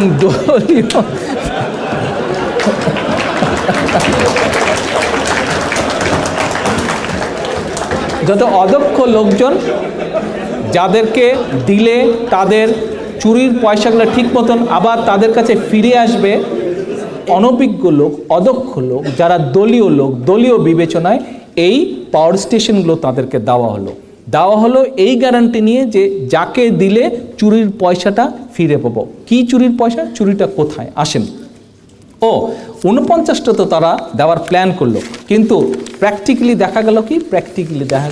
মাত্র 32টা কোনো রকমভাবে আউট অফ 49, 32টা মোটামুটিভাবে প্রোডাকশানে এসছে। তাও 32টার মতন আবার কয়েকটা নামকা বাঁচতে, ওই সেই ইয়ামা ছোটোখাটো চাইনিজ পুরনো জেনারেটর নিয়ে এসে ঘর করে চালায় দিয়ে দেখালো যে না, তারা করেছে। আচ্ছা, এখন কিভাবে জনগণের অর্থ কোথায় কিভাবে চুরি হচ্ছে দেখেন, কি পরিমাণ চুরি হচ্ছে। 2009 সাল থেকে 12 সালের হিসাবটা আমি এই 3 বছরের হিসাবটা শুধু দেই আপনাদের। প্রতি লিটার ডিজেলে এই কুইক রেন্টালগুলোকে দিচ্ছে, এবং তাতে ভর্তুকি দিচ্ছে প্রতি লিটার ডিজেলে 25 টাকা করে। এখন এটা চললেও এই টাকা তারা পাবে, না চললেও এই পাওয়ার স্টেশনটা চললেও টাকাটা পাবে, না চললেও তারা টাকাটা পাবে। আচ্ছা, ফার্নেস অয়েলে প্রতি লিটারে তারা ভর্তুকি দিচ্ছে 12 টাকা করে। আপনারা যদি নেতৃবৃন্দ কারো পকেটে যদি ক্যালকুলেটর থাকে, হিসাব করে দেখবেন যে 2009 সাল থেকে 2012 সাল পর্যন্ত শুধুমাত্র এই খাতে আপনাদের কি কোনো ধারণা আছে কত টাকা ভর্তুকি দেওয়া হলো? ভর্তুকি দেওয়ার নামে চুরি করা হলো কত টাকা? অলমোস্ট 34,000 কোটি টাকা। 34,000 কোটি টাকা 3 বছরে, 33,757 কোটি 72 লক্ষ টাকা টু বি প্রিসাইসলি। এখন 2009 সাল থেকে 12 সাল পর্যন্ত এই টাকা তারা ভর্তুকি দিল। মজার একটা পরিসংখ্যান বলি আপনাদেরকে, 1972 সাল থেকে 2008 সাল পর্যন্ত বিভিন্ন সময় সরকার যে পরিমাণ ভর্তুকি দিয়েছিল 34,000 কোটি টাকা তার ধারে কাছেও না। 34,000 কোটি টাকা তারা 3 বছরে ভর্তুকি দিয়েছে। আর 1972 সাল থেকে 2008 পর্যন্ত বিভিন্ন সময় বিভিন্ন সরকার যে ভর্তুকি দিয়েছে সেটা অনেক কম এই 34,000 কোটি টাকা থেকে। চিন্তা করেন, এত বছরে যে পরিমাণ ভর্তুকি দিতে হয়নি, এই রং হেডেড অবৈধ করাপ্ট শেখ হাসিনা সরকার তার থেকে অনেক বেশি ভর্তুকির নামে চুরি করেছে এই অর্থ। আচ্ছা, তারপরে আসেন, এই 34,000 ভর্তুকি, 34,000 কোটি টাকা ভর্তুকি দিয়ে পাবলিক কি পেল? 48 ঘন্টার অন্ধকার। অন্ধকার পেল পাবলিক 48 ঘন্টা। আরেকটা মজার ইনফরমেশন হচ্ছে যে টোটাল যেই বিদ্যুৎ উৎপন্ন হয়, এই বিদ্যুৎ উৎপন্নের এই যে 34,000 কোটি টাকা যে বিদ্যুৎ উৎপন্ন দিল, এই যে যেই 32টা কুইক রেন্টাল চলছে, এটা অন্য যতগুলা মেইন পাওয়ার স্টেশন আছে, বড় বড় পাওয়ার স্টেশন আছে, যে অন্য সময় বিএনপি সময় হোক, অন্য সময় শহীদ জিয়ার সময় হোক, দেশনেত্রী বেগম খালেদা জিয়ার সময় হোক, এবং অন্যান্য সরকার সময় যেগুলো তৈরি হচ্ছে, ওই পাওয়ার স্টেশনগুলো টোটাল যা বিদ্যুৎ উৎপন্ন করে তার মাত্র 15% করে এই কুইক রেন্টাল। এবং এই 15%-এর জন্য 34,000 কোটি টাকা গচ্ছা দেওয়া হলো পাবলিকের পয়সা। বোঝাতে সক্ষম হয়েছে আমি? অর্থাৎ কত পার্সেন্ট? মাত্র 15%-এর জন্য 34,000 কোটি টাকা গেল পাবলিকের, বাট বাকি যেই কত পার্সেন্ট রয়ে গেল, হ্যাঁ, সেই রেস্ট অংশের জন্য কিন্তু এত টাকা ভর্তুকি দিতে হচ্ছে না। আচ্ছা, এই ভর্তুকি দেওয়ার ফলে কি হলো? ভর্তুকি দেওয়ার ফলে আমরা কি দেখলাম যে 2009 সালের আগে পর্যন্ত, অর্থাৎ যখন আপনাদের সরকার ক্ষমতায় ছিল, সেই সময় প্রতি ইউনিট বিদ্যুতের উৎপাদন ব্যয় ছিল কত জানেন? 2 টাকা 40 পয়সা। আর এখন কত জানেন? সেটা এখন 7.5 টাকা ছাড়িয়ে চলে গিয়েছে। 7.5 টাকা ছাড়িয়ে চলে গিয়েছে। ঢাকায় কথা বললে অনেক সময় অনেকে বলে যে যেই বিদ্যুৎ বিল আগে দিতাম 3,000 টাকা, সেই বিদ্যুৎ বিল বলে এখন দিতে হয় 15 থেকে 20,000 টাকা। আচ্ছা, আসেন এবার আরও কিছু মজার ইনফরমেশন দেখি আমরা। প্রায় কথা এই অবৈধ রং হেডেড হাসিনা এবং তার অবৈধ লোকজন, অবৈধ মন্ত্রিসভার লোকজন বলে বিএনপি আমলে, বলে বিএনপি সরকারের আমলে, বলে 4 দলীয় জোট সরকারের আমলে বলে 1 কিলোওয়াট বিদ্যুৎ, বলে 1 মেগাওয়াট বিদ্যুৎ উৎপন্ন হয়নি। বলে না এই কথাটা তারা? আচ্ছা, আসেন এবার দেখি এই কুইক রেন্টাল দিয়ে তারা যেভাবে জাতির সাথে প্রতারণায় লিপ্ত হয়েছে, এই কথাটি বলেও তারা জাতিকে কিভাবে প্রতারিত করছে, প্রতারকের মতন, একজন প্রতারকের মতন কিভাবে প্রতারণা করছে জাতির সাথে। দেখেন এবার যে এই যে বলে যে বিএনপির সময় হয়নি, পিডিবির হিসাব অনুযায়ী 2001 থেকে 2006 সাল পর্যন্ত 5 বছরে 4 দলীয় জোটের আমলে দেশে 26টি বিদ্যুৎ উৎপাদন ইউনিট স্থাপিত হয়েছে এবং স্থাপনের উদ্যোগ নেওয়া হয়েছিল। এই বিদ্যুৎ প্রকল্পগুলো থেকে মোট 1416 মেগাওয়াট বিদ্যুৎ জাতীয় গ্রিডে সংযুক্ত হয়েছে। বর্তমানে যে আমদানিকৃত বিদ্যুৎ আসছে অন্য দেশ থেকে, তার থেকে 3 গুণ বেশি বিদ্যুৎ উৎপাদন আপনাদের সরকারের আমলে জাতীয় গ্রিডে অন্তর্ভুক্ত হয়েছে। আসেন এবার,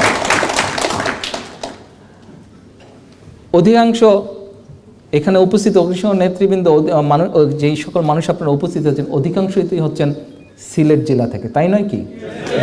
বা গ্রেটার সিলেট থেকে।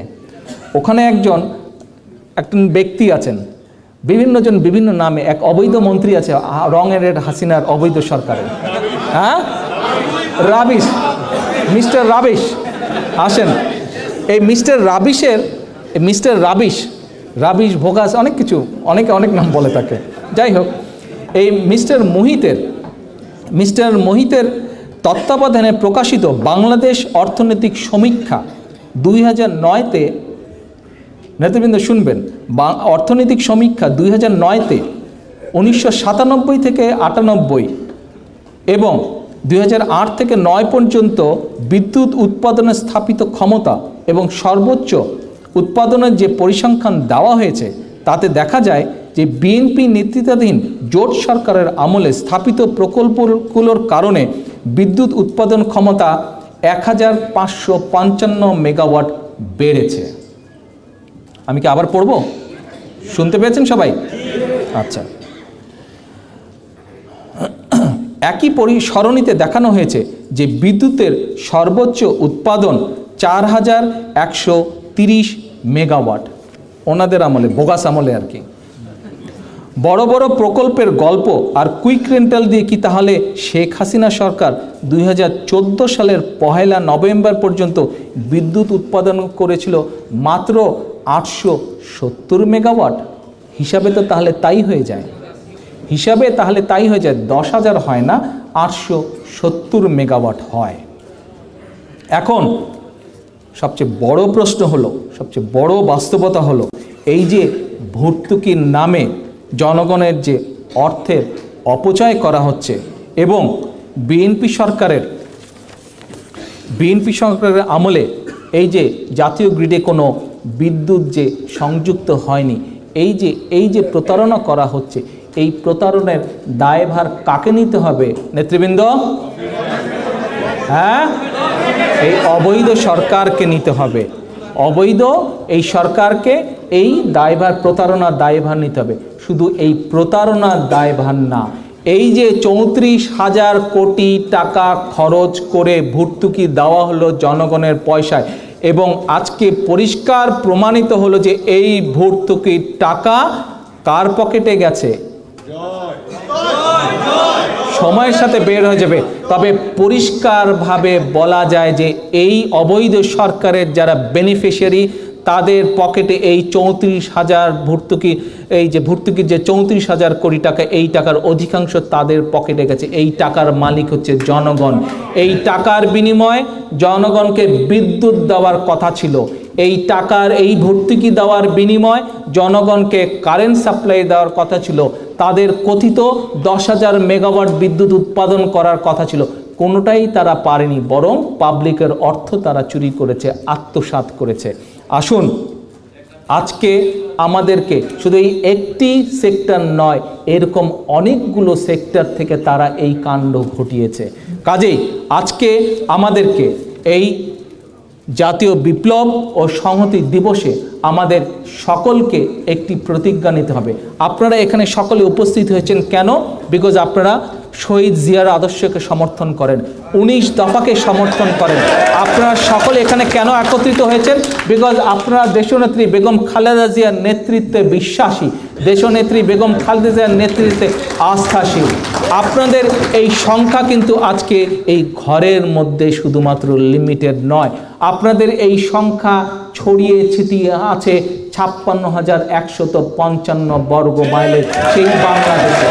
আজকে আপনাদের মতন যারা লক্ষ লক্ষ বিএনপির নেতাকর্মী রয়েছে, কোটি কোটি বিএনপির যে সমর্থক রয়েছে, শহীদ জিয়ার রাজনীতির আদর্শের যে সমর্থক রয়েছে, তাদের সকলের কাছে আমার আজকে অনুরোধ থাকবে, তাদের সকলের কাছে আমার আজকের এই বিপ্লব ও সংহতি দিবসের আহ্বান থাকবে যে বিপ্লব ও সংহতি দিবসের দিন যেভাবে দেশের মানুষ যখন শহীদ জিয়ার কণ্ঠস্বর শুনতে পেয়ে সকালবেলায় রাস্তায় নেমে এসেছে, সিপাহী জনতার সাথে, সিপাহীদের সাথে নেমে এসে দেশের সার্বভৌমত্বকে রক্ষা করেছিল সেদিন, ঠিক আগামীতে আসছে সময় যখন দেশনেত্রী বেগম খালেদা জিয়া দেশ রক্ষার আন্দোলনে আপনাদেরকে ডাক দিবেন, সেই সময় শুধু বিএনপির নেতাকর্মীদের নয়, এই দেশটি 16 কোটি মানুষের দেশ। আমার অনুরোধ থাকবে, আমার আহ্বান থাকবে সেই 16 কোটি মানুষের, যারা বিবেকবান মানুষ, যারা নিজেদেরকে বাংলাদেশি মনে করেন, যারা দেশের স্বাধীনতা সার্বভৌমত্বে বিশ্বাস করেন, শুধু বিএনপি নয়, সেই স্বাধীনতা সার্বভৌমত্বে বিশ্বাসী সকল প্রত্যেকটি নাগরিকের কাছে আমার আহ্বান থাকবেন, আসুন, এই দেশ আপনাদের, এই দেশ আমাদের সকলের, এই দেশকে রক্ষা করা। একটি কথা সবাইকে মনে রাখতে হবে, আমরা যখন কথা বলি, জনগণের সাথেই কথা বলি আর রাজনৈতিক নেতাকর্মীদের সাথেই কথা বলি, তখন কিন্তু আমরা একটি কথা সকলেই বলি যে দেশটি কার? দেশটি আমাদের সকলের। প্রত্যেকটি বাংলাদেশের একজন রিক্সা চালক, বাংলাদেশের একজন কৃষক, বাংলাদেশের একজন কারখানা শ্রমিক, বাংলাদেশের একজন শিল্পপতি, বাংলাদেশের একজন শিল্পের মালিক, বাংলাদেশের যে কোনো পেশার মানুষ, সৎ পেশার যে কোনো মানুষ, প্রত্যেকে বলে দেশটি আমার। দেশটিও যদি আমাদের সকলের হয়ে থাকে, তাহলে এই দেশকে, দেশের সার্বভৌমত্বকে, দেশের গণতন্ত্রকে রক্ষার দায়িত্ব কি শুধু রাজনৈতিক কর্মীদের? নো, শুধুমাত্র রাজনৈতিক কর্মীদের না। রাজনৈতিক কর্মীরা অবশ্যই জনগণকে সংগঠিত করবে, কিন্তু যখন দেশের সার্বভৌমত্ব রক্ষার সময় আসে, তখন দায়িত্ব হচ্ছে সমগ্র প্রতিটি বিবেকবান, প্রতিটি দেশপ্রেমিক মানুষের। আজ এই স্বাধীন জাতীয় বিপ্লব ও সংহতি দিবসে আমার সেই মানুষগুলোর প্রতি আহ্বান থাকবে যে কোনো রাজনৈতিক দর্শনকে সমর্থনের জন্য নয়, কোনো রাজনৈতিক আদর্শকে সমর্থনের জন্য নয়, বরং আপনাদের চোখের সামনে আজকে ঘটছে, আপনাদের চোখের চারপাশে আজকে ঘটছে, দেশে কি হচ্ছে, দেশে কি কি হতে যাচ্ছে। কাজে দেশ রক্ষার দায়িত্ব আপনাদের সকলকে নিতে হবে, দেশের 16 কোটি মানুষকে নিতে হবে। আজকে এই বিপ্লব দিবসে দেশের সকল বিবেকবান মানুষের কাছে আমি দেশের সার্বভৌমত্ব রক্ষার, দেশের ভূখণ্ডকে রক্ষার আহ্বান জানিয়ে আমার এই বক্তব্য শেষ করছি। আল্লাহ হাফেজ। বাংলাদেশ জিন্দাবাদ। বাংলাদেশ জাতীয়তাবাদী দল জিন্দাবাদ।